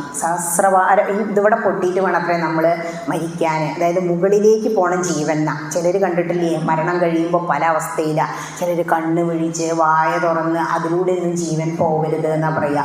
ഊർധ്വലോകപ്രാപ്തി കിട്ടാൻ വേണ്ടി ഓരോ അവയവങ്ങളിൽ നിന്നും പ്രാണനെ ത്യജിച്ച് മുകളിലേക്ക് കയറ്റുന്ന സമയത്ത് ആ അവയവത്തെ താങ്ങി നിർത്തിയിരുന്ന അമ്പുകൾ താഴെ വീണു. ഭീഷ്മാചാര്യർ അവസാനം താഴെ പതിച്ചു. ഭീഷ്മാചാര്യരുടെ ശരീരത്തിൽ നിന്നും ഒരു ആത്മാവ് പുറത്തേക്ക് വന്ന്, അഷ്ടവസുക്കളിൽ ഒരാളാണല്ലോ, അങ്ങനെ അത് മുകളിലേക്ക് പോകുന്നത് അവിടെ നിന്ന് അവർ കണ്ടു. അവിടെ ചുറ്റും ഉള്ളവർ എന്നാണ് പറയുന്നത് അഷ്ടവസുക്കളിൽ ഒരാളായി മാറി. ഇതുപോലെ സ്വച്ഛന്ത മൃത്യൊന്നും അല്ലെങ്കിലും മരണം എപ്പോൾ വരികയാണെങ്കിലും സ്വീകരിക്കാൻ ഞാൻ തയ്യാറാണ് എന്ന ഒരവസ്ഥയിൽ നമ്മൾ ജീവിക്കുക. അതാണ് സന്യാസം. എനിക്കിനി ഒന്നും വേണ്ട കൃഷ്ണ, അങ്ങോട്ട് പോന്നാൽ മതി എന്നുള്ളൊരവസ്ഥയിൽ. പൂന്താനം എങ്ങനെയാണ് ജീവിച്ചത്? പൂന്താനത്തിൻ്റെ ഒരു കാര്യം കൂടിയും പറയാം. 8 മണി എന്ന് പറഞ്ഞിട്ട് 8:15 അതും കൂടി പറയട്ടെ. ധൃതിയൊന്നുമില്ലല്ലോ. എന്ത് ധൃതി? എന്നും വീട്ടിൽ തന്നെ അല്ലേ. വയസ്സായവരൊക്കെ ഉള്ളവർക്കാവും പ്രശ്നം. പൂന്താനം എല്ലാ ദിവസവും എന്ന് പറഞ്ഞ പോലെ ഗുരുവായൂരെത്തും. അറിയുണ്ടാവും ചിലപ്പോൾ. ഗുരുവായൂരിൽ ഇങ്ങനെ പോയി വയ്യാതെ ഈ ഭഗവാനെ എനിക്ക് ഇങ്ങനെ എപ്പോഴും ഒന്ന് വരാൻ വയ്യ, ഞാൻ തിങ്കളാഴ്ച വരാം, തിങ്കളാഴ്ച തോറും ഞാൻ വരാം, തിങ്കൾ വ്രതം എടുക്കാം എന്ന് പറഞ്ഞു.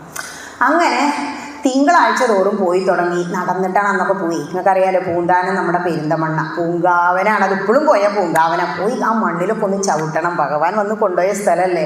അങ്ങനെ പൂന്താനം തിരുമേനി ഇങ്ങനെ കൃഷ്ണനെയൊക്കെ പ്രാർത്ഥിച്ച് നടന്നു പോകുമ്പോൾ, അന്നൊക്കെ ഈ സാമൂതിരി ഭരിക്കുന്ന കാലഘട്ടമാണ്. റോബറി, കൊള്ളക്കാർ വന്നു പിടിച്ചു പറിക്കാൻ തുടങ്ങിയപ്പോൾ പേടിച്ചു, ഉറക്കെ വിളിച്ചു. ആ ശ്ലോകം തന്നെ പറയുന്നത്, കൃഷ്ണ ഗുരുവായൂരപ്പ രക്ഷിക്കണേ, മനം നൊന്ത് വിളിച്ചു. വേറെ ആരെയും വിളിക്കാനില്ലല്ലോ. ആ സമയത്ത് ഈ സാമൂതിരിയുടെ ലിംഗരനാര്? മങ്ങാട്ടച്ഛൻ അവിടെ വന്നു. മങ്ങാട്ടച്ഛൻ തൻ്റെ രൂപം പൂണ്ടു, ഭംഗിയിൽ ഭക്തനു രക്ഷ നൽകി. സങ്കടമില്ലമാകത്തി കൃഷ്ണൻ സന്തതം സൽഗതി കണ്ണൻ. മനസ്സിലായില്ലേ? ഇത്രയേ ഉള്ളൂ. ഈ ലളിതമായ ഓരോ ചെറിയ ഭജനകൾ കേൾക്കുമ്പോഴാണ് നമ്മുടെ മനസ്സ് തുടിക്കുക, അറിയാത്ത ഭാഷേനെക്കാട്ടിലും. മങ്ങാട്ടച്ഛൻ്റെ രൂപത്തിൽ അവിടെ വന്നിട്ട് എന്ത് ചെയ്തു? പൂന്താനത്തിനെ കൊള്ളക്കാരിൽ നിന്ന് രക്ഷിച്ചു. വരൂ, എങ്ങടാ പോണേ? ഞാൻ ഗുരുവായൂർക്ക് പോവുക, എനിക്ക് തിങ്കൾ വ്രതം അനുഷ്ഠിക്കാനാ. വരൂ, ഞാൻ കൊണ്ടേക്ക് തരാ പറഞ്ഞു. ഗുരുവായൂർ കിഴക്കേ നടക്കിലെത്തി. ഇപ്പോൾ പറഞ്ഞു, എന്നാൽ ഞാൻ തിരിച്ചു പോട്ടെ, അവിടെ നിൽക്കൂ, എന്നെ രക്ഷിച്ചില്ലേ, എനിക്കൊരു സമ്മാനം തരാനുണ്ട്. എന്താ അപ്പോൾ കൊടുക്കുക? അങ്ങനെ കഴിയുമ്പോൾ പതിയപ്പോൾ മോതിരം ഊരി കൊടുത്തു. സമ്മാനമൊന്നും വേണ്ട പറഞ്ഞു. പക്ഷേ അല്ല, എൻ്റെ സന്തോഷത്തിന് ഇത് സ്വീകരിക്കണം എന്ന് പറഞ്ഞു. അത് കൊടുത്തു. മങ്ങാട്ടച്ഛൻ അത് വാങ്ങിച്ചു, തിരിച്ചും പോയി. അന്ന് രാത്രിയിൽ മേൽശാന്തിക്ക് ദർശനം ഉണ്ടായി ഇത്രേ ഗുരുവായൂരപ്പൻ പറയാ, ആ ശ്രീലകത്തുള്ളിലേ വിഗ്രഹത്തിൻ്റെ താഴെ ഒരു മോതിരമുണ്ട്, അത് ആ പൂന്താനത്തിൻ്റെ നാളെ ദർശനത്തിന് വരുമ്പോൾ അത് കൊടുക്കണം കേട്ടോ. അപ്പം നമ്മൾ വിചാരിക്കും അവിടെ നിന്ന് ആരെന്താ തരിക അല്ലേ? സാധാരണ ഇപ്പോൾ അമ്പലത്തിലൊക്കെ ചെന്നാൽ നമുക്ക് പുഷ്പവും പ്രസാദമൊക്കെ. അത്ര കാലം 400 വർഷത്തിലധികം മുമ്പാണ് അവരിവിടെ ജീവിച്ചത്. അന്നൊക്കെ ഗുരുവായൂർ അമ്പലം ഇത്രയൊന്നും തിരക്കില്ല, സാധാരണ പോലെ നമുക്ക് തൊഴുത് പ്രദക്ഷിണമൊക്കെ വെക്കായിരുന്നു. ഞാനൊക്കെ ചെറുതാകുമ്പോൾ എൻ്റെ അമ്മ കൊണ്ടുപോകും മാസം ആ ഭാഗചാർത്തിൻ്റെ സമയത്ത് ഭഗവതി അമ്പലത്തിൻ്റെ ഉള്ളിൽ കൂടെ നൂണാണ്ട് കയറും, അകത്ത അഴിയും കുറ്റിയുടെ ഉള്ളിൽ, എന്നിട്ട് പ്രദക്ഷിണം വെച്ച് വരാൻ പറയും തിരുമേനി. ആ ഒരു കാലഘട്ടം ഉണ്ടായിരുന്നു. ഇപ്പം അതിന് സമ്മതിക്കില്ല. അങ്ങനെ അവിടെ ചെന്ന് നിന്നപ്പോൾ മേൽശാന്തിക്ക് പൂന്താനത്തിന് മനസ്സിലായി, ഈ പൂവും പ്രസാദത്തിൻ്റെ ഒപ്പം ഈ മോതിരം അങ്ങോട്ട് കൊടുത്തു അത്രേ. ഇത് കണ്ടപ്പോൾ പൂന്താനത്തിന് അപ്പോഴാണ് മനസ്സിലായത് ആരാ വന്നത്? മങ്ങാട്ടച്ഛനായിട്ട് കൃഷ്ണൻ തന്നെ വന്നു ഇത് മനസ്സിലായി. പക്ഷേ നമ്മളാണെങ്കിൽ എത്രത്തോളം അങ്ങോട്ട് ആനന്ദിക്കൂലേ? പക്ഷേ ഈ ഒരു ഗീത അറിയുന്ന പൊരുളറിയുന്ന വ്യക്തികൾ സന്തോഷം വന്നാൽ അധികം സന്തോഷിക്കൂല, സങ്കടം വന്നാൽ അധികം സങ്കടപ്പെടൂല്ല. എന്താ, ഇതും കടന്നു പോകും, എന്ത് വന്നാലും അത് അവസാനിക്കും.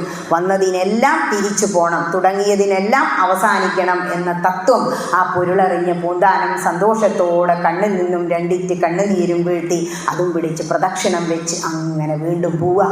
പിന്നെ എന്താ, അവിടെ ചെന്നു, തിങ്കൾ വ്രതവും മുടങ്ങി, തീരെ വയ്യ കൃഷ്ണ. അപ്പം എന്താ പറഞ്ഞത്? ഇനി ഇങ്ങോട്ടൊന്നും വരണ്ട, ഞാൻ അങ്ങോട്ട് വരാം. അങ്ങാടിപ്പുറം എടത്തോർത്ത് അമ്പലത്തിൽ ദർശനം കൊടുത്തു എന്ന് അറിയാലോ. പിന്നെ അങ്ങനെ ഇപ്പോൾ മഷിക്കുപ്പിയുടെയും താമരയുടെയും കഥ പറഞ്ഞു, തോണിയുടെയും കഥ പറഞ്ഞു. ഇത് എന്തിനു വേണ്ടിയിട്ടാണോ? നമ്മളുടെ ജീവിതവും നമ്മൾ ആത്മീയതയാകുന്ന കുറച്ച് എണ്ണ പുരട്ടിയിട്ട് ആ ജീവിതമാകുന്ന ചക്ക മുറിച്ച് കഴിഞ്ഞാൽ എന്തുണ്ടാവില്ല, ഒട്ടലില്ലാതെ ജീവിക്കാം. നമുക്കെല്ലാവർക്കും സംശയമാണ്, എന്തിനാണ് ഈ ജന്മം കിട്ടിയത്? എന്തിനാ അത്ര ബുദ്ധിമുട്ടി ജീവിക്കണേ? എങ്ങനെ മോക്ഷം കിട്ടും? മോക്ഷം എന്താ? മോഹക്ഷയം ആണ് മോക്ഷം. നിങ്ങൾ ആഗ്രഹങ്ങളെ മാറ്റി നിർത്തി നോക്കൂ. സ്വന്തം വീട്, കുടുംബം എന്നുള്ള കെട്ടുപാടുകളെക്കുറിച്ച് ചിന്ത മാറ്റി നിർത്തി നോക്കൂ. ഈ 1 മണിക്കൂർ നിങ്ങൾ അങ്ങനെയല്ലേ ഇരുന്ന് എന്തെങ്കിലും ചിന്തിച്ചോ? ശ്രദ്ധിച്ചിരുന്നവരൊക്കെ അങ്ങനെയാവും ചിന്തിച്ചിട്ടുണ്ടാവുക. ഇപ്പോൾ വീട് എന്ന് ഞാൻ പറഞ്ഞപ്പോഴാവും, അയ്യോ വീട്ടിൽ ആ മുത്തശ്ശിയുണ്ട്, കഞ്ഞി കൊടുക്കാൻ സമയം വൈകിയില്ലേ, ഇൻസുലിൻ വെക്കാൻ സമയം വൈകി. പക്ഷെ ഇതിങ്ങനെ ഈശ്വര കഥകൾ പറഞ്ഞാലും കേട്ടാലും മതിയാവില്ല. ഭഗവാൻ എന്താ പറഞ്ഞേന്നോ? പറയുന്നവനും കേൾക്കുന്നവനും ഭക്തി ഉണ്ടാവണം. ഭക്തി ഉണ്ടായാൽ മതി, പിന്നെ ഒന്നും വേണ്ട. ഇതിലിങ്ങനെ അലിഞ്ഞ് ആ ഭഗവത് കഥകൾ അങ്ങനെ കേട്ട് ഇരിക്കുമ്പോൾ ഒരു ദിവസം ഭഗവാൻ നമ്മുടെ അടുത്തേക്ക്, പൂന്താനത്തിൻ്റെ അടുത്തേക്ക് വന്ന പോലെ വരും. അത് ചിലപ്പോൾ നിങ്ങളുടെ ഉപാസനാമൂർത്തിയായ കിരാതമൂർത്തിയായിട്ടായിരിക്കും. ശ്രീ ഭഗവതി എങ്ങനെയാണോ ഗോക്കളുടെ അടുത്തേക്ക് വന്ന് അങ്ങനെ ആയിരിക്കും. അല്ലെങ്കിൽ മങ്ങാട്ടച്ഛൻ്റെ രൂപത്തിൽ പൂന്താനത്തിന് മുന്നിൽ വന്ന പോലെ ആയിരിക്കും. എങ്ങനെയായാലും എന്തേ വേണ്ടു, നിങ്ങൾ സുഹൃതികളാ. എന്താ രാമായണത്തിൽ പറയുന്നത്? അത്രീ മഹർഷിയും അനസൂയാദേവിയും കൂടി താമസിക്കുമ്പോൾ സീതാദേവിയോടുകൂടി ലക്ഷ്മണനോടുകൂടി ശ്രീരാമചന്ദ്രൻ കയറി ചെല്ലുമ്പോൾ ഒരു വാക്ക് പറയുന്നുണ്ട്. അംഗരാഗവും പട്ടും എല്ലാം നൽകി ആദരിച്ചിട്ട് സീതാദേവിയോട് അനസൂയ പറയുക, സത്സംഗമം ജന്മസാഫല്യമോർക്ക നീ.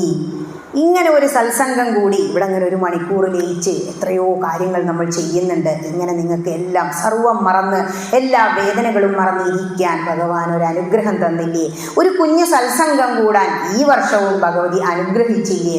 അത് വലിയ അനുഗ്രഹം തന്നെ. സത്സംഗമം ജന്മസാഫല്യം, ഇത് ഈ ജന്മം ചെയ്ത പുണ്യൊന്നും ആവില്ല. എത്രയോ ജന്മങ്ങൾക്ക് ശേഷം മനുഷ്യനായിട്ട് ഒരു ജന്മം കിട്ടുക. മനുഷ്യനായി ഇവിടെ വന്നാലും എത്ര പേര് ആശുപത്രി വരാന്തകളിൽ ഉണ്ടെന്നോ, ആശുപത്രിയുടെ ബെഡുകളിൽ കിടക്കുന്നുണ്ട്. ഓരോ മെഡിക്കൽ കോളേജും ചിന്തിച്ച് നോക്കൂ. ഓരോരുത്തരും ബുദ്ധിമുട്ടി ക്യാൻസർ സെൻ്ററുകളിൽ നിൽക്കുന്നുണ്ട്. ഇതേ സമയം ലൗകിക സുഖത്തിൻ്റെ പിറകെ പാർക്കിലും ബീച്ചിലും പോകുന്നവരുണ്ട്. ഇതൊന്നും വേണ്ടാന്നല്ല, പക്ഷെ അവനാൻ്റെ തട്ടകത്ത് അല്ലെങ്കിൽ അവനാൻ്റെ അയൽവാസി അമ്പലം, നമ്മളുടെ ഏറ്റവും അടുത്തുള്ള ദേവരാത്രി മരണസമയത്ത് ഓടി വരിക നമ്മൾ വിളിക്കുമ്പോൾ. അപ്പോൾ ആ ദേവരുടെ മുന്നിൽ ഒരു ഉത്സവം കൊടിയേറിയ ഒരു സത്സംഗം കിട്ടിയ അതവിടെ എത്തിച്ചു നിങ്ങളെ ഭഗവാനെങ്കിൽ നിങ്ങൾ സുഹൃതികളല്ലേ. സത്സംഗമം, ജന്മസാഫല്യം, ഒരുപാട് സത്സംഗങ്ങൾ ഇനിയും കൂടാൻ ഭഗവാൻ നിങ്ങളെ അനുഗ്രഹിക്കട്ടെ. എന്തെങ്കിലും സംശയം ഉണ്ടോ? ഇനി അടുത്ത വർഷം പറയാമല്ലേ, ഭഗവാൻ അനുഗ്രഹിച്ചാൽ. അത്രയേ ഉള്ളൂ. വിചാരിച്ച കാര്യങ്ങളൊക്കെ പറഞ്ഞു. കാരണം 1 മണിക്കൂർ എന്ന് പറഞ്ഞാൽ ഒന്നുമല്ല. പക്ഷേ ഈ വൈകുന്നേരത്തിന് ശേഷം വയ്ക്കുമ്പോൾ ഈ പറഞ്ഞ എല്ലാ ബുദ്ധിമുട്ടുകളും ഉണ്ടാവുകയും ദൂരത്തുനിന്ന് വന്നവർക്കൊക്കെ പ്രശ്നം. പക്ഷേ ഇതിങ്ങനെ കേട്ടിരിക്കാൻ ഇനി നാളെയും കിട്ടൂലോ നിങ്ങൾക്ക്. അത് വലിയ ഭാഗ്യമല്ലേ. ഇങ്ങനെ ഒരുപാട് സത്സംഗങ്ങൾ ഭഗവാൻ നിങ്ങൾക്ക് അനുഗ്രഹിച്ച് തരട്ടെ. പറയാൻ എനിക്ക് ഈ ഒരു ആരോഗ്യവും ആയുസ്സും, കേൾക്കാൻ നിങ്ങളെപ്പോലെ 10 ആൾ മതി.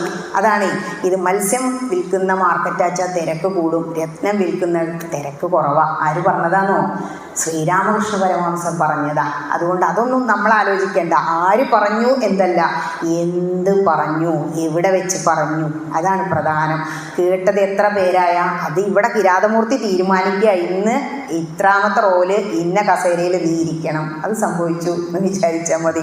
ഏതായാലും ഭക്തിപ്രഭാഷണം നമുക്ക് മോക്ഷം നൽകാൻ കഴിവുള്ള ഒരു ശക്തി, അനന്തമായ ഒരു ശക്തി നമ്മുടെ മനസ്സിന് തരുന്ന പറയാം. അത് കിട്ടട്ടെ, കിട്ടാൻ ഭഗവാൻ അനുഗ്രഹിക്കട്ടെ. ഏതൊരു യജ്ഞം നടത്തിയാലും ഇന്ന് പറയാൻ കരുതിയതിലെ ഒരു കാര്യം എന്താണെന്നോ, ഓംകാരത്തെക്കുറിച്ച് പറയണമെന്ന് വിചാരിച്ചു. ഓം എന്ന് പറഞ്ഞ 3 അക്ഷര, 3ൻ്റെ പ്രത്യേകത അറിയാലോ. ഓം, ആ, ഊമ, ആ 3 അക്ഷരങ്ങളാണ് എല്ലാ അക്ഷരങ്ങളെയും ഉൽപ്പാദിപ്പിക്കുന്നത്. ആ എന്ന് പറയുമ്പോൾ ഇവിടുന്ന് ആ ശബ്ദം വരുന്നത്. ഊ, മ ചുണ്ടുന്ന, ഊ നടുവിൽ നിന്നായിട്ടാണ് വരുന്നത്. ഈ 3 ശബ്ദങ്ങൾ ചേർന്നാലേ ഏത് ശബ്ദവും ഉണ്ടാവും. ഈ 3ൻ്റെ പ്രത്യേകത, പ്രദക്ഷിണം 3, തിരുമേനിയുടെ നൂല് 3, ത്രിഗുണങ്ങൾ, ത്രിമൂർത്തികൾ, ഇങ്ങനെ പോണു 3ൻ്റെ മഹത്വങ്ങൾ. ഈ ഓങ്കാരം ഏതൊരു വേദമന്ത്രമാണേലും ഓങ്കാരത്തിൽ തുടങ്ങും. അതുകൊണ്ടാണ് പ്രണവമന്ത്രത്തെ നമ്മൾ ആരാധിക്കുന്നത്. ഈ ഓങ്കാരത്തോടു കൂടി യജ്ഞം സമർപ്പിക്കുകയാണ്. ഏതൊരു യജ്ഞം, ദാനം, തപസ്സും ഓങ്കാരത്തിൽ തുടങ്ങി ഓങ്കാരത്തിൽ അവസാനിപ്പിക്കുന്നു. ഒരു ഓങ്കാരം മുഴക്കിക്കേ.